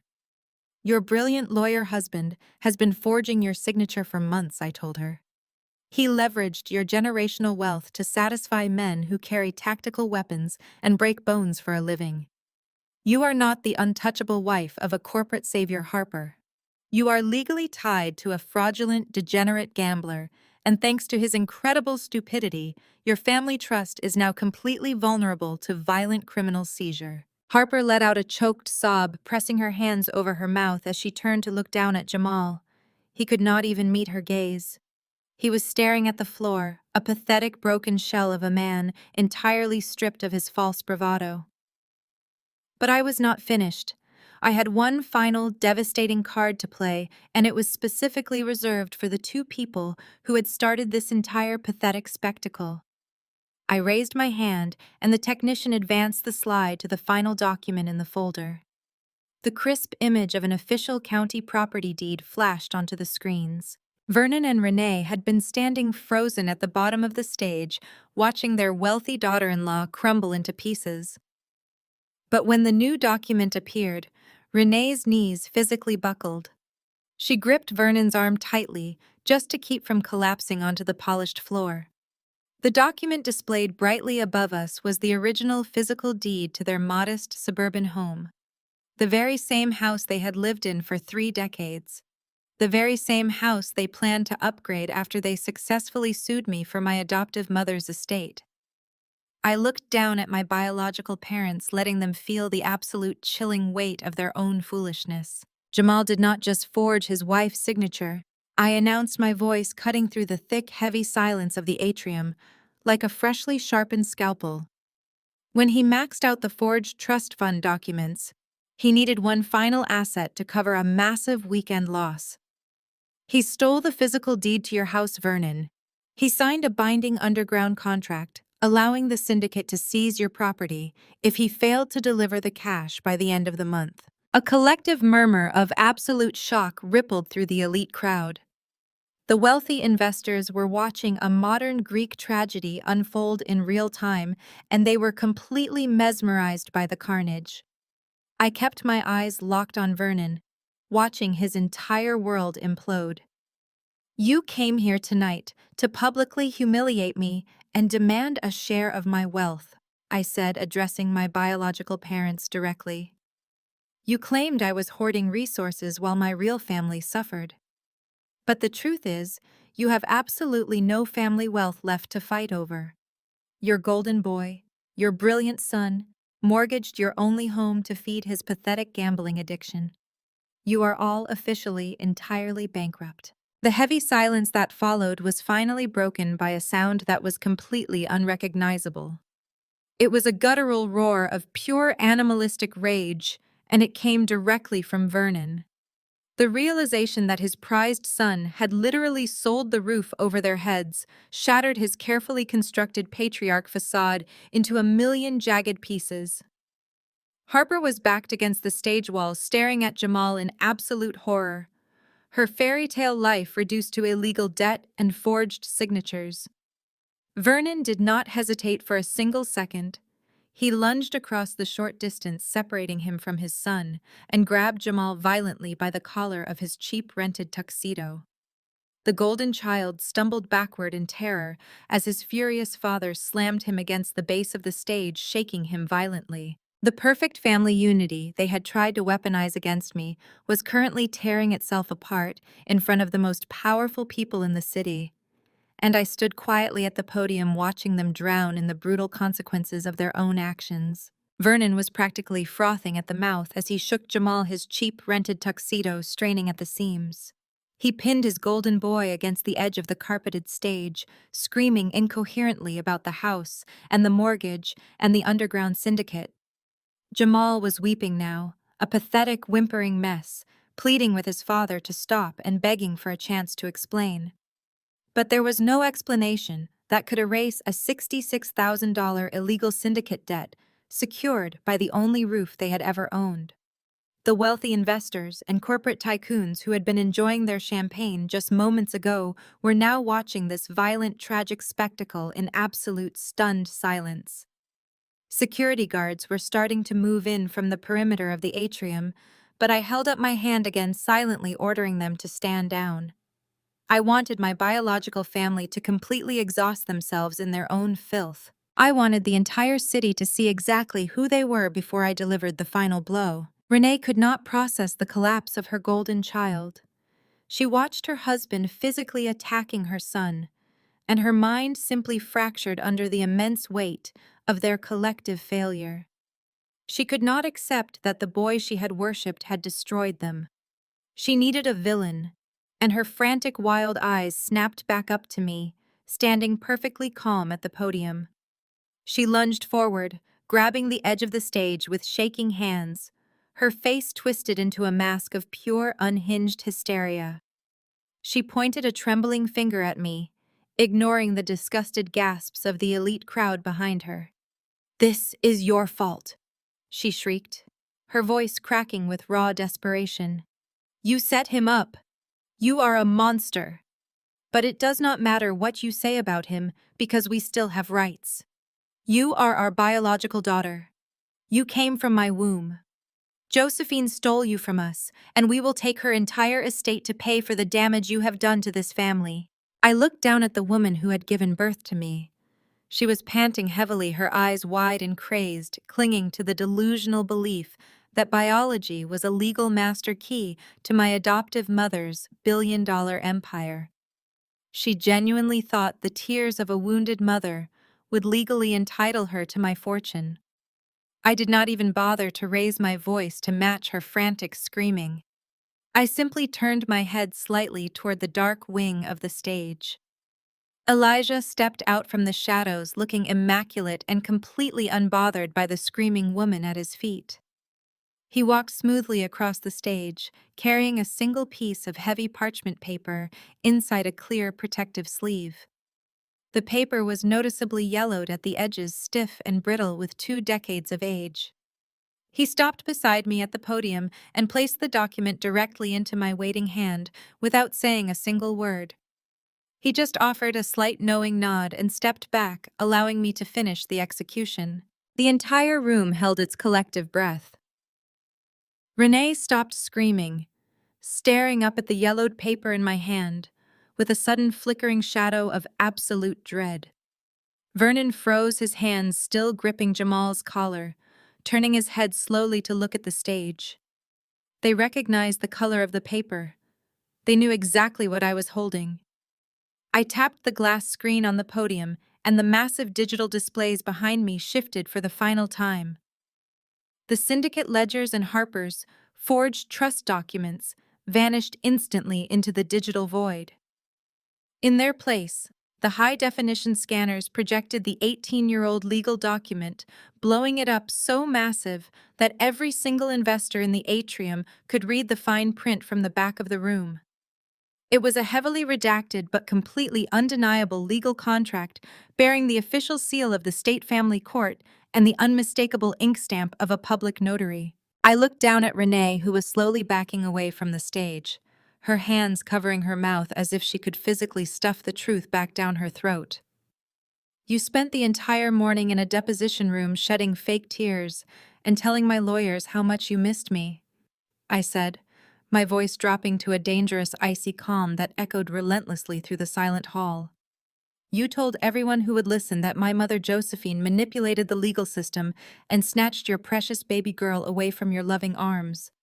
You built a $40 million lawsuit on the premise of a tragically separated family searching for justice." I tapped the massive screen behind me, highlighting the 2 very distinct and highly recognizable signatures at the bottom of the yellowed page. I leaned over the podium, staring directly into Renee's terrified eyes, stripping away the last remaining shreds of her maternal disguise. "You did not give me up for a better life," I said, enunciating every word with lethal precision. "You did not cry for 18 years missing your stolen daughter. You sold my parental rights to Josephine for exactly $50,000 to fund a failed liquor store." The collective gasp in the room was deafening. The wealthy guests murmured in absolute revulsion, staring at the 2 people who had literally auctioned off their own child. I kept my gaze locked on my biological parents, watching their entire foundational lie shatter into dust. "You gave up all legal rights the day you cashed that check," I told them. The absolute silence that followed was heavy and suffocating. The contract on the screen detailed everything in cold, hard legal terms. The cash transfer, the voluntary termination of all parental claims, the complete and total severance of any biological entitlement. Vernon slowly let go of Jamal, his arms dropping limply to his sides as the realization of his ultimate exposure washed over him. They had spent the blood money in less than a year on a doomed business venture that went bankrupt almost immediately. Then they spent the next 18 years pretending they were victims of a corrupt, wealthy woman. They had filed a massive lawsuit banking on the arrogant assumption that Josephine had taken the secret of the transaction to her grave. They had not anticipated that my adoptive mother was a brilliant, ruthless strategist who documented every single transaction she ever made, keeping the original notarized receipts locked in a heavy vault for the sole purpose of protecting me from this exact moment. Harper let out a disgusted scoff, staring at the people she had married into as if they were a literal disease. She backed away from Jamal, leaving him crumpled and weeping on the polished marble floor. She smoothed her sequined dress and walked toward the exit without a single backward glance, officially abandoning the sinking ship. Renee was shaking her head back and forth, unable to speak, unable to form a single coherent lie to counter the massive notarized proof burning brightly on the screens above. Their entire world had collapsed in less than 10 minutes. They had no house because their golden child had gambled it away. They had no lawsuit because they had legally sold their rights 2 decades ago for pennies. They had absolutely no dignity left because the most powerful people in the city had just watched them be exposed as greedy, lying frauds. I stood tall at the podium, looking down at the absolute ruin of the people who had tried to destroy me, and I felt nothing but total magnificent peace. The silence broke not with a shout, but with a collective wave of absolute revulsion from the hundreds of elite guests in the room. The wealthy investors and corporate tycoons who just minutes ago had watched this family try to paint themselves as tragic victims now stared at them with naked disgust. Murmurs of horror rippled through the crowd as the massive glowing screens continued to project the cold, hard reality of the $50,000 transaction. Men in tailored suits and women in evening gowns physically turned their backs to the stage, refusing to even look at Vernon and Renee anymore. The social execution was immediate and absolute.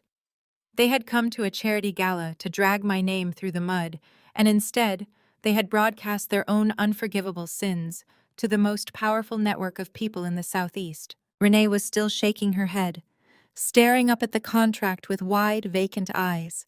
The glossy, carefully constructed narrative she had lived inside for 18 years had just been incinerated by a single piece of yellowed paper. She tried to open her mouth to speak, to formulate some kind of desperate excuse to soften the blow, but the words simply died in her dry throat. There was no excuse for selling a child to fund a liquor store. There was no tearful mother act that could possibly erase the notarized signatures staring down at her in high definition. Vernon looked like all the air had been violently crushed out of his lungs. He let go of Jamal completely, leaving his son weeping on the floor, and took a stumbling step backward. The grand $40 million lawsuit that was supposed to buy them a sprawling mansion and fund their early retirement was officially dead. It was not just dead, it was a highly documented criminal offense that had just been exposed in front of the city's most influential people. Elijah stepped forward from the shadows of the podium, his presence commanding immediate attention. He did not look angry or triumphant. He just looked intensely professional and dangerously calm. He raised his hand and gave a sharp, subtle gesture toward the back of the atrium. Immediately, 4 heavy-set private security guards in dark suits detached themselves from the perimeter and began walking swiftly toward the stage, forming a tight, impenetrable ring around my biological family. They moved with a silent military precision, boxing the 3 of them in so tightly there was no room for any further sudden movements. Elijah looked down at Vernon and Renee with the cold, detached expression of a predator examining trapped prey. Filing a massive civil lawsuit to claim a billion-dollar estate, while actively hiding a signed buyout contract, is not just a miscalculation, Vernon, he said, his voice cutting cleanly through the ambient noise of the disgusted crowd. It is the textbook definition of extortion and perjury. You sat in a sworn legal deposition this morning and lied on the record about your parental rights. You attempted to defraud my client and her adoptive mother's estate out of $40 million, while knowing full well you surrendered those rights entirely for a $50,000 business loan nearly 2 decades ago. Vernon tried to raise his hands defensively, sputtering something pathetic about not understanding the paperwork back then and how they were tricked by expensive lawyers, but Elijah completely ignored his stammering excuses. My firm has a zero-tolerance policy for extortion, Elijah continued, his tone dropping to a chillingly quiet volume that forced the entire room to lean in and listen. We have already forwarded the original contract, the deposition transcripts, and the massive underground gambling ledgers directly to the district attorney. The police are waiting for you in the lobby right now. Renee finally let out a sound. It was a high-pitched, wheezing gasp of absolute terror, the fantasy of becoming a multi-millionaire heiress to her stolen daughters. Fortune shattered instantly. replacing it with the immediate terrifying reality of handcuffs and a concrete holding cell. She reached out blindly, grabbing Vernon's arm to keep herself from collapsing onto the marble floor. Her knees gave out and she slumped heavily against him. Jamal was still curled on the ground near the base of the steps, sobbing hysterically about the $66,000 debt he now owed directly to the sister he had tried to destroy. He was a fully broken man, realizing that his parents were about to be arrested for perjury, and his violent syndicate debt was now legally controlled by a woman who felt absolutely zero mercy for him. Harper had stopped halfway to the main exit doors. The heavy oak doors were being held open by security, but she paused, turning back to look at the wreckage of the family she had married into. She stood near a tall cocktail table, watching the pathetic scene unfold. She looked at Vernon and Renee, trembling in terror as the security team boxed them in. She looked at Jamal, the man who had promised her a lifetime of legal prestige and elite social standing, currently weeping on the floor like a terrified child. She had grown up surrounded by wealth and privilege, and she knew exactly what happened when you became a liability in this ruthless world.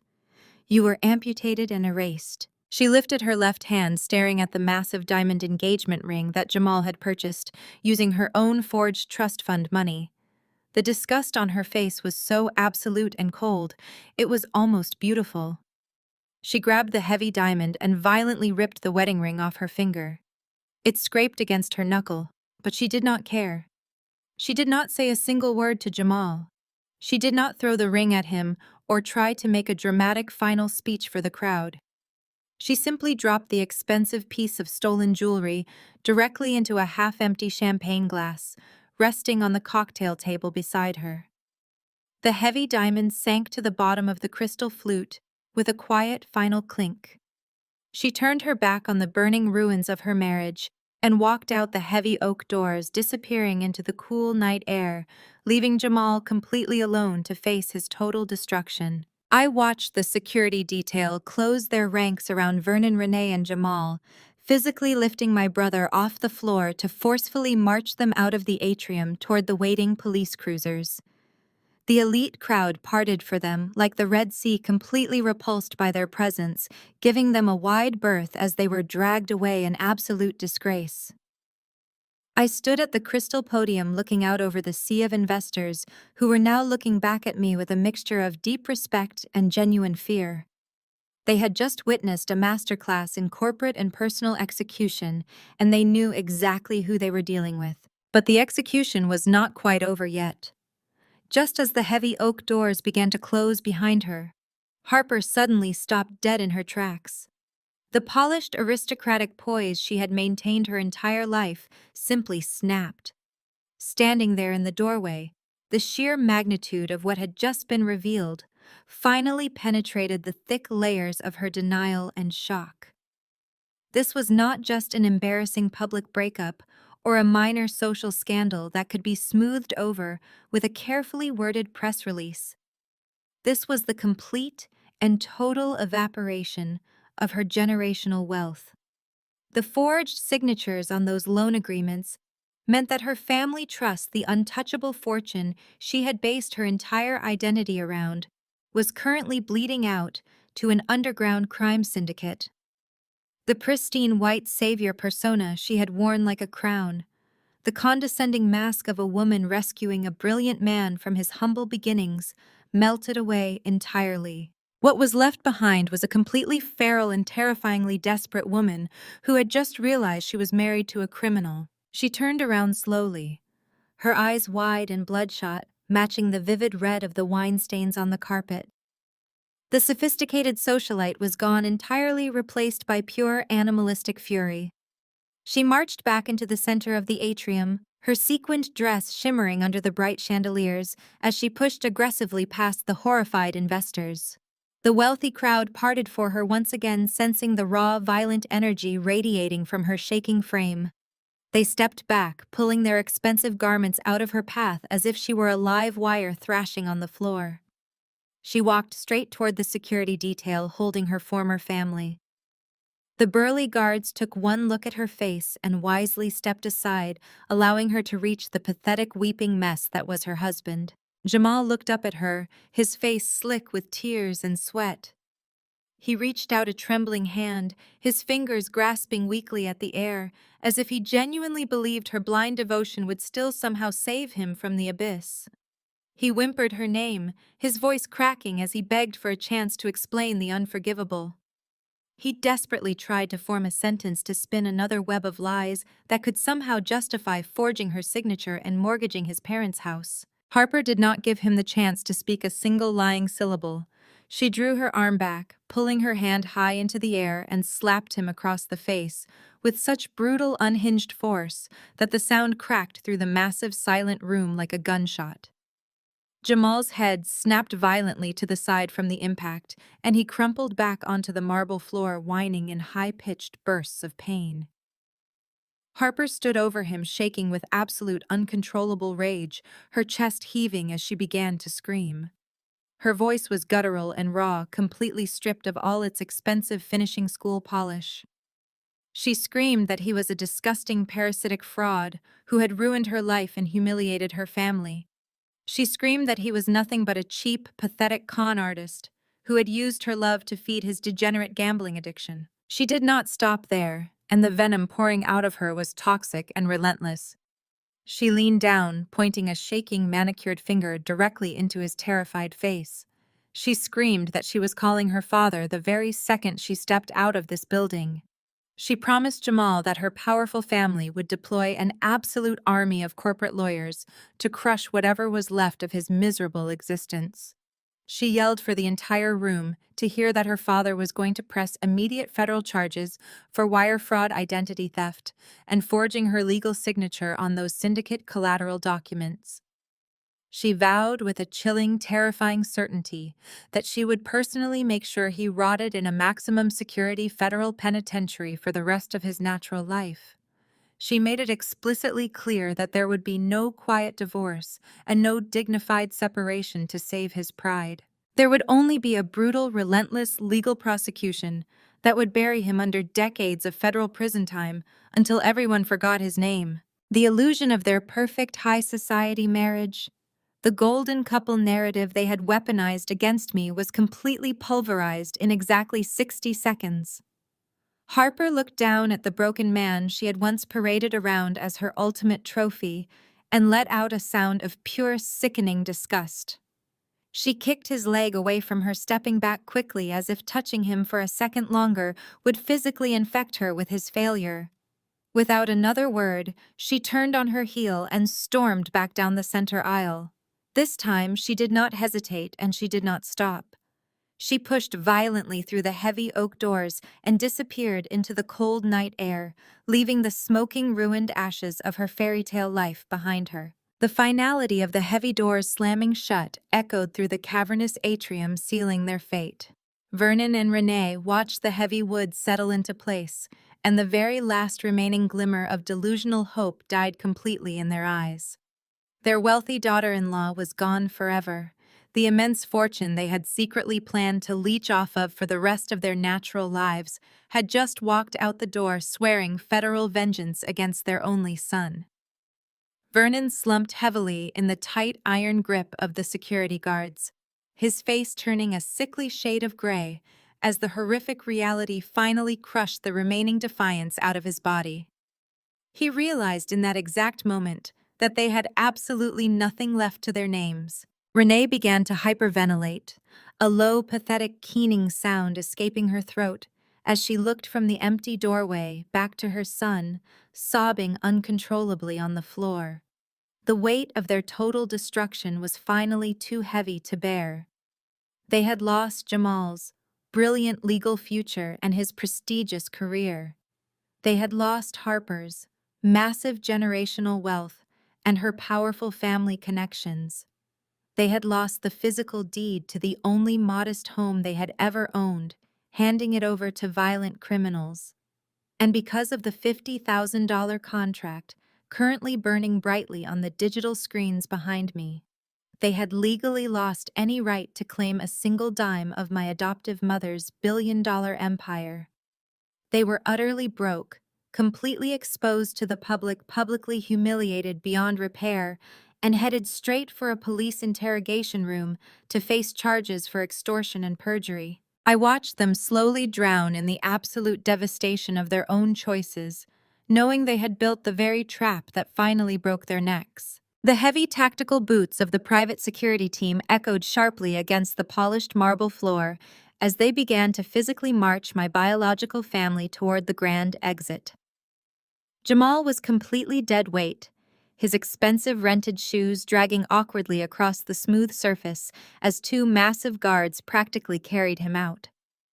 Vernon and Renee stumbled forward, caught in the firm iron grip of the men surrounding them. The reality of the waiting police cruisers and the flashing red and blue lights reflecting ominously through the massive glass doors finally broke through the last remaining wall of Renee's stubborn delusion.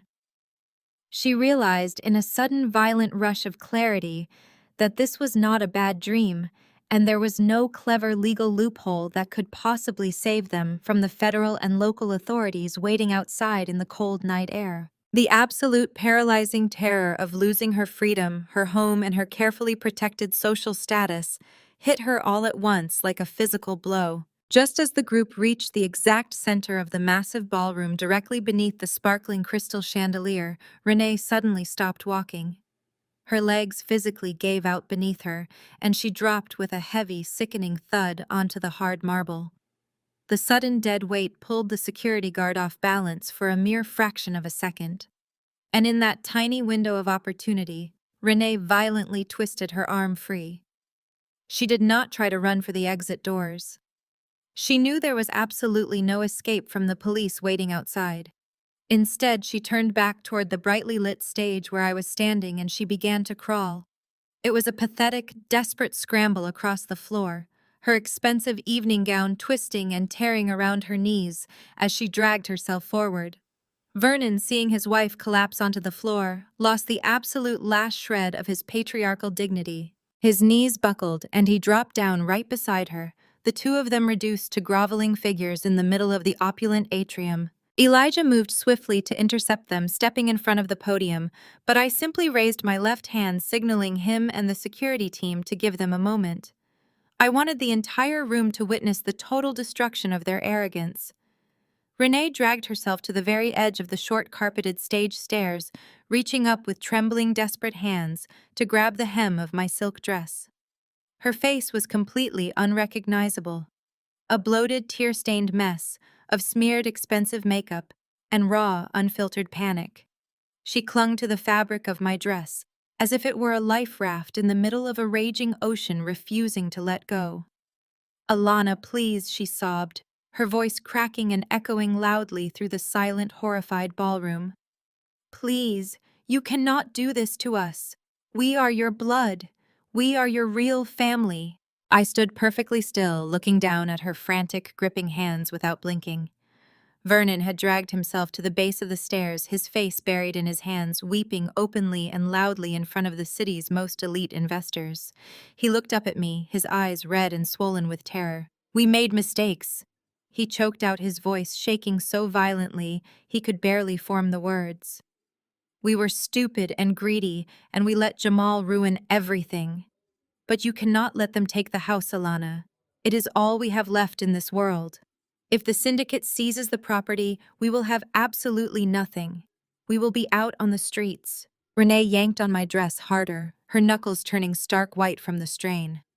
"Please, you are a billionaire," she pleaded, her words tumbling out in a hysterical wet rush.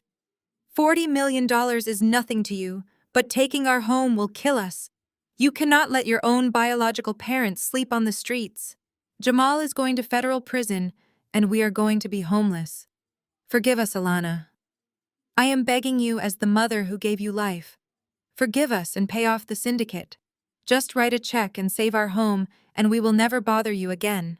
We will walk away right now and pretend we never knew you. Just please do not let them destroy us." The wealthy guests watching the spectacle murmured in low, shocked voices, completely disgusted by the display of groveling. These were the exact same people my biological parents had tried to impress and manipulate just an hour ago. They had walked into this gala carrying themselves like royalty, expecting to publicly dethrone me and walk away with a massive fortune. Now they were kneeling in their own filth, weeping and begging for a financial handout from the daughter they had sold for $50,000. The absolute staggering hypocrisy of Renee trying to play the maternal card after I had just projected the literal receipt of my sale onto massive digital screens was almost difficult to comprehend. She genuinely believed that her frantic tears could magically erase 18 years of neglect, greed, and manipulation. Vernon reached out and placed his trembling hand over Renee's, trying to reinforce her desperate plea. "You have a good heart, Alana," he stammered, his chest heaving with deep, ugly sobs. "Josephine raised you to be a good person, a charitable person. She would not want you to watch your own flesh and blood lose everything to violent criminals. We were wrong to file the lawsuit. We were wrong to listen to Jamal. We will drop everything right now. We will sign whatever papers your lawyers want us to sign. We will publicly confess to whatever you want. Just please call the police off and pay the men holding the deed to our house." It was entirely pathetic watching a grown man who had spent months trying to systematically destroy my life, now trying to use the memory of my adoptive mother to manipulate me into saving his skin. They were not actually sorry for what they had done to me. They were not sorry for the extortion or the lies or the vicious media campaign they had planned to ruin my reputation. They were only sorry that they had been caught and completely outsmarted. They were absolutely terrified of the brutal consequences of their own unchecked greed. Jamal was still being held by the guards near the exit doors, watching his parents beg for his mistakes. He was too cowardly to even join them, preferring to let his aging parents grovel at my feet to clean up the catastrophic mess his illegal gambling addiction had created. Renee let out a long, agonizing wail, pressing her wet face against my shoes, her tears soaking into the delicate fabric of my dress. "You cannot be this cold," she cried out, her voice echoing painfully off the high vaulted ceilings of the atrium. "A daughter cannot do this to her own mother. I gave you life, Alana. I carried you for 9 months. You owe me this one simple mercy. Save us. Please, just save us." The echoes of her frantic begging slowly faded into the vast space of the ballroom, leaving only the pathetic sound of her heavy, ragged breathing. The hundreds of elite guests stood in absolute total silence, waiting to see how the billionaire heiress would respond to the ultimate emotional extortion from the people who had so callously abandoned her. I did not move a single muscle. I did not pull my ruined dress away from her grasping hands, and I did not step back from the edge of the stage. I just stood there, bathed in the bright, unforgiving glare of the stage lights, feeling the cold, smooth surface of the podium under my fingertips. I looked down at the two pathetic, broken people weeping at my feet, my face completely devoid of any emotion. I looked down at the tears leaving wet streaks across the polished marble floor. Renee was still clutching the fabric of my dress, her knuckles white as she prayed for a miracle that was never going to come.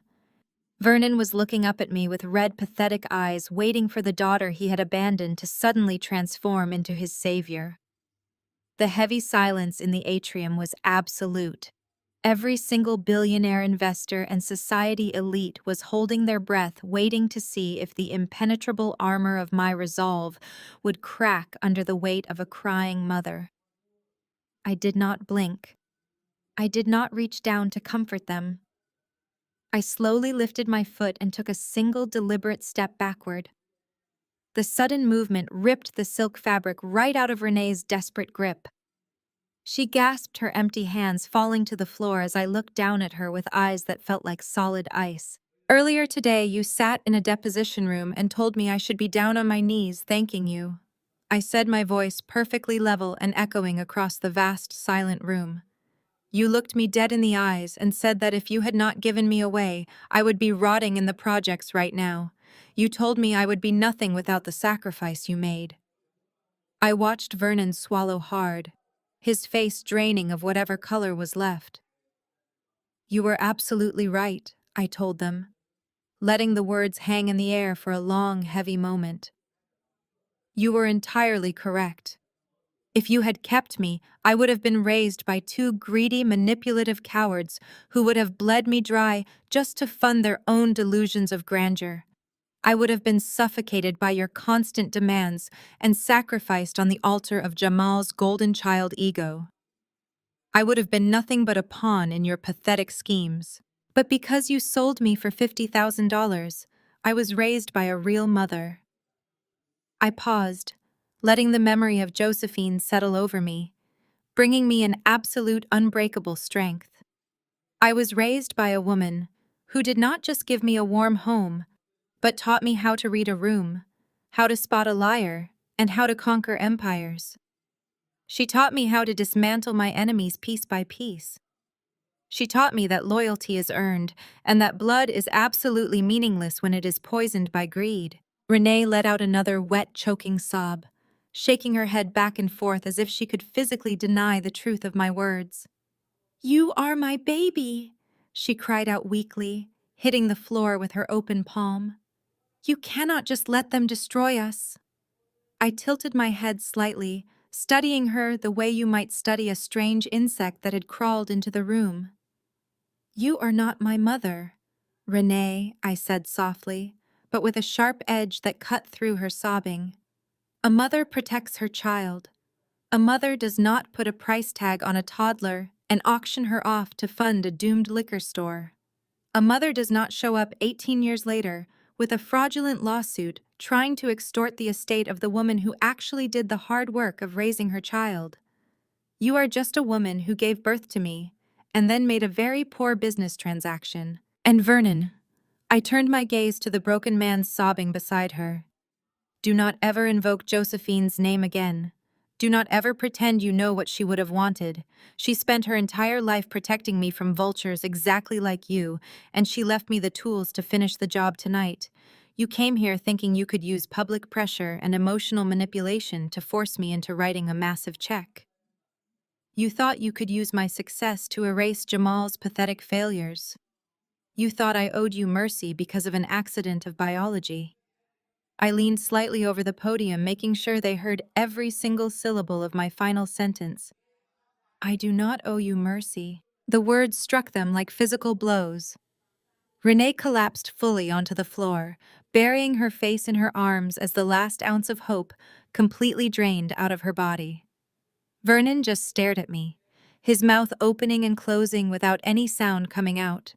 The realization had finally completely set in. They had bet their entire existence on a massive bluff, and I had just called it in front of the most powerful people in the state. I did not feel a single ounce of pity for them. They had built this trap, and Jamal had eagerly locked them inside it. I turned away from their weeping forms and looked directly at Elijah, who was standing by with the security detail. His eyes met mine, waiting for the final command to end the charade. "Elijah," I said, my voice projecting clearly through the microphone, "please contact the syndicate representatives immediately. Inform them that we will not be covering Jamal's underground debts. You are authorized to proceed with the legal transfer of the collateral documents.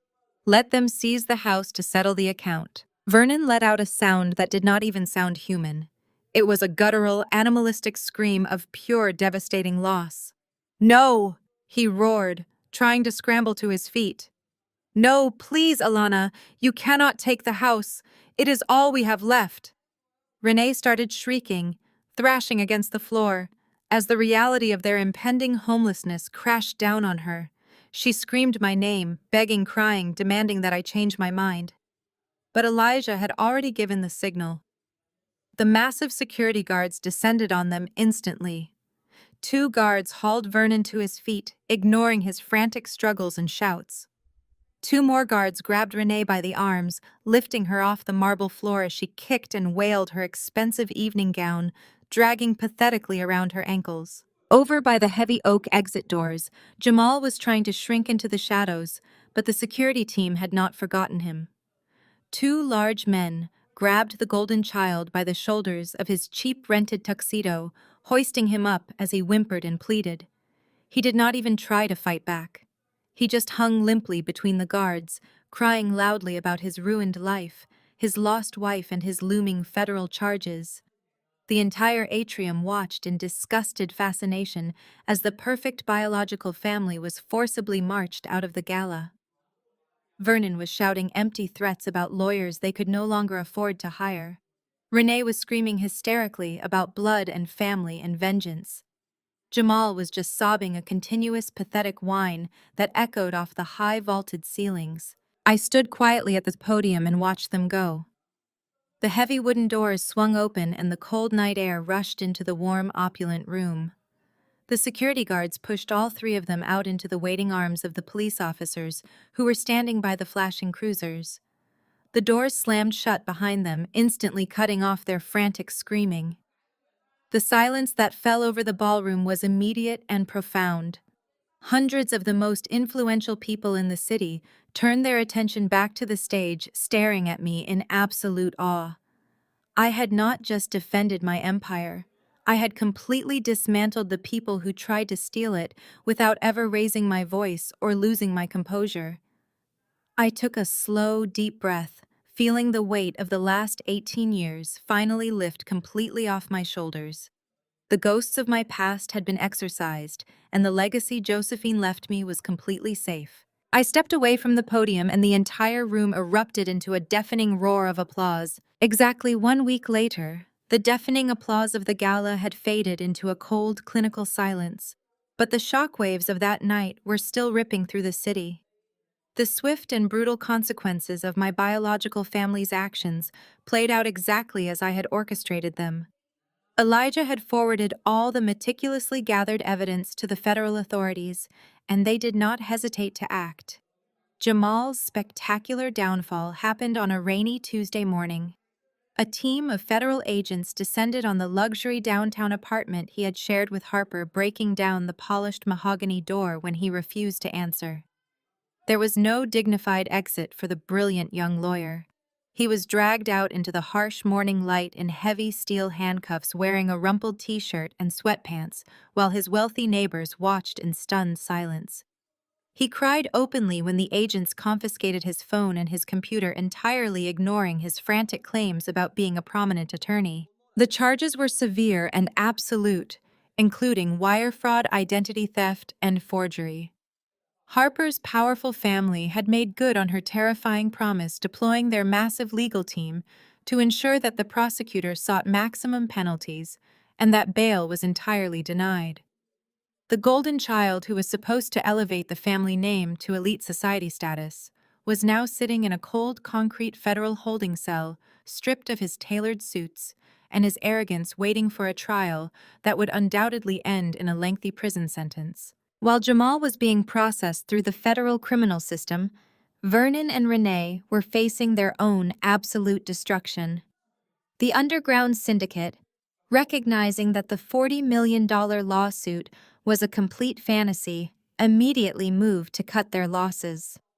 With Elijah's aggressive legal maneuvering paving the way, the deed to my biological parents' house was officially transferred, and the eviction notice was executed with ruthless efficiency. They were given less than 48 hours to vacate the property they had lived in for decades. I received the detailed report from Elijah, describing how Vernon and Renee were forced to pack their meager remaining belongings into black plastic trash bags under the watchful eyes of armed private security contractors. They had no massive fortune to fall back on and no wealthy daughter-in-law to rescue them. They were forced to drag their garbage bags to a cheap rundown motel on the very edge of the city limits, a place where the neon sign flickered unsteadily and the sirens wailed through the night. They were surrounded by peeling wallpaper and the smell of stale smoke, finally realizing that they would likely never escape this squalor. The financial ruin was only a fraction of their punishment, because the true devastation came from their complete social excommunication. Someone at the charity gala had recorded the entire spectacular confrontation on their phone, and the high-definition footage had leaked online the very next morning. It spread through the city like wildfire, exposing their extortion plot. their massive gambling debts, and their pathetic groveling on the ballroom floor. Their tight-knit church community, the very people they had tried to manipulate into supporting their fake victim narrative, saw every single second of the video.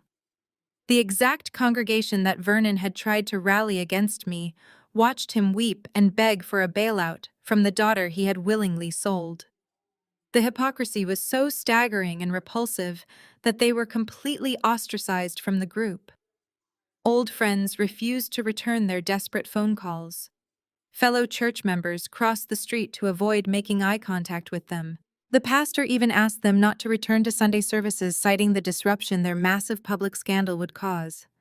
They were entirely erased from the only community they had ever known, left to rot in a damp motel room, with nothing but their overwhelming shame and their shattered delusions. I sat in my spacious corner office, looking out over the sprawling city skyline as Elijah placed the final stack of heavy legal folders on my pristine glass desk. The morning sunlight poured through the floor-to-ceiling windows, illuminating the thick, crisp parchment. "This is the final asset transfer," Elijah said, his voice holding a tone of deep professional satisfaction. "The deed to their former property has been fully liquidated, and the capital has been absorbed directly into your firm's holding accounts to offset the initial legal fees we incurred. Jamal's outstanding syndicate debts have been cleared out of the property value, and the federal prosecutor has formally confirmed his indictment. The civil lawsuit against your mother's estate has been permanently dismissed with extreme prejudice. There is absolutely no path forward for any of them." I picked up my heavy fountain pen, feeling the smooth, cool metal against my fingers. I looked down at the signature lines, realizing that this was the very last time I would ever have to read or deal with the names Vernon Renee or Jamal. They had spent 18 years living a comfortable lie, while I was raised by a woman who taught me the true meaning of unyielding strength. They had tried to drag me down into the mud to save themselves, and instead they had handed me the exact tools I needed to completely erase them from my existence. I pressed the gold nib of the pen to the paper and signed my name with sharp, confident strokes. I flipped through the pages, signing document after document until the stack was complete. I handed the thick folders back to Elijah, feeling a profound and absolute sense of closure wash over me. The chapter of my biological family was now permanently closed. They were no longer a threat, no longer a nuisance, and no longer a part of my reality. I stood up from my desk, smoothing the fabric of my tailored suit jacket, and grabbed my keys. The afternoon air was crisp and clear as I drove my car out of the underground parking garage, navigating the busy downtown streets with a quiet, steady sense of purpose. I left the towering skyscrapers and the bustling financial district behind me, driving toward the peaceful green outskirts of the city. The winding roads grew quieter, lined with old oak trees that cast long, shifting shadows across the pavement. I turned through the heavy wrought iron gates of a quiet, beautiful cemetery, the sprawling manicured lawns rolling gently over the hills. The contrast between the chaos of the past month and the absolute tranquility of this resting place was deeply comforting. I parked my car and walked slowly along the stone path, the only sound being the soft crunch of gravel beneath my shoes and the gentle rustling of the wind through the leaves. I was going to visit Josephine to look at the elegant marble headstone of the woman who had truly saved me and tell her that her incredible legacy was finally safe. I approached the massive oak tree that stood guard over her resting place, feeling the cool afternoon shade wash over me. The grass here was perfectly manicured, a vibrant emerald green that contrasted beautifully with the stark white marble of the headstones. I held a massive bouquet of fresh white roses in my arms, the delicate petals soft against my fingertips. They were Josephine's absolute favorite flowers, and she used to fill the entire estate with them every spring. I walked up to the elegant polished marble monument that bore her name and stood there for a long time, just listening to the quiet rustling of the leaves above me. The sheer absolute peace of this place felt completely surreal after the violent, chaotic storm I had just navigated over the past few weeks. I knelt down slowly on the soft grass, ignoring the damp earth seeping into the knees of my expensive trousers, and gently laid the heavy bouquet of white roses right at the base of her headstone. "It is finally over," I whispered, my voice barely carrying over the gentle breeze that swept through the cemetery.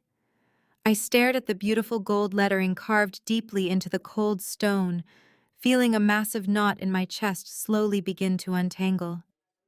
"They are gone, Josephine. They tried to tear down everything you spent your entire life building, but they failed.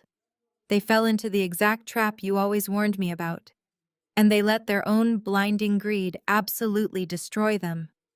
I traced the outline of her name with my index finger, feeling the lingering warmth of the sun baked into the marble. I told her exactly how it all ended.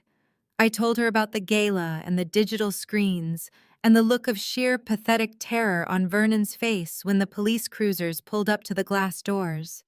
I told her how Renee had completely abandoned her pride to grovel on the floor begging for mercy from a daughter she had thrown away like garbage. I took a deep breath, letting the clean, crisp air fill my lungs. "You were right about all of it," I murmured, looking at the stone as if she were standing right there in front of me. They stood there in the middle of that opulent ballroom, and they tried to use the word family as a weapon.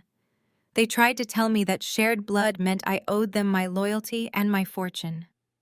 They actually believed that an accident of biology somehow entitled them to the empire we built together. But you taught me the truth long before they ever showed up to ruin my life. You taught me that blood is absolutely meaningless. Blood does not make a family. Love makes a family. Loyalty makes a family. Protection and sacrifice and unwavering devotion make a family. Vernon and Renee shared my DNA, but they were never my parents. They were just the people who brought me into the world and then immediately put a price tag on my existence. I thought about that $50,000 contract that had haunted me for so long. For years, the knowledge that I had been sold for the price of a failing liquor store had been a deep source of private shame. But kneeling there in the quiet cemetery, looking at the grave of the brilliant, ruthless woman who had raised me, I finally understood the absolute truth of that transaction. You did not just buy a child. Josephine, I said, a soft, proud smile finally touching my lips. You paid a ransom. You liberated a hostage from a family of greedy, toxic parasites who would have completely suffocated me. You bought my freedom, and then you spent the next 18 years teaching me how to be invincible. She had taught me how to read the darkest intentions hidden behind a polite smile. She had taught me how to sit at the head of a massive mahogany boardroom table and command absolute respect from men twice my age. She had forged me into iron, pouring all of her strength, her wisdom, and her relentless ambition into my soul. She did not just leave me a billion-dollar corporate empire. She made me into the exact kind of woman who could conquer empires on her own. She had protected me in life, and even from the grave she had provided the exact legal weapons I needed to amputate the disease that was my biological family. They were currently sitting in a miserable, damp motel room stripped of their pride and their home, while I was sitting here in total, undisputed control of my destiny. I stayed there on this grass for a long time, simply existing in the quiet, comforting presence of the only real mother I had ever known. The sun began to dip lower in the sky, casting a warm, golden light across the rows of marble stones. The heavy, suffocating weight that I had been carrying on my shoulders since the day Vernon and Renee filed their fraudulent lawsuit was completely gone. My chest felt light, and my mind was sharper and clearer than it had been in months. I closed my eyes and let the cool evening breeze wash over my face, feeling a profound, absolute sense of closure. The past was finally dead and buried, and the future was entirely mine to command. The absolute silence of the cemetery was suddenly broken by the sharp, crisp vibration of my phone in my jacket pocket. I slowly opened my eyes and pulled the device out, looking at the glowing screen. It was Elijah. The timing was almost poetic, an immediate transition from the ghosts of the past to the relentless momentum of the future. I swiped the screen and brought the phone to my ear. Alana Elijah said, his voice vibrating with a rare, tightly controlled excitement. I know you are taking the afternoon off, but something massive just crossed my desk. The executives over at Vanguard Holdings have completely overextended themselves on their latest real estate venture. Their stock is hemorrhaging, and they are incredibly vulnerable right now. I have a hostile takeover strategy drafted that could absorb their primary assets for pennies on the dollar, but it is a multi-million-dollar acquisition, and the window is incredibly tight. I need your immediate approval to deploy the capital and initiate the strike. A slow, dangerous smile spread across my face as I listened to my lead attorney describe the perfect corporate execution.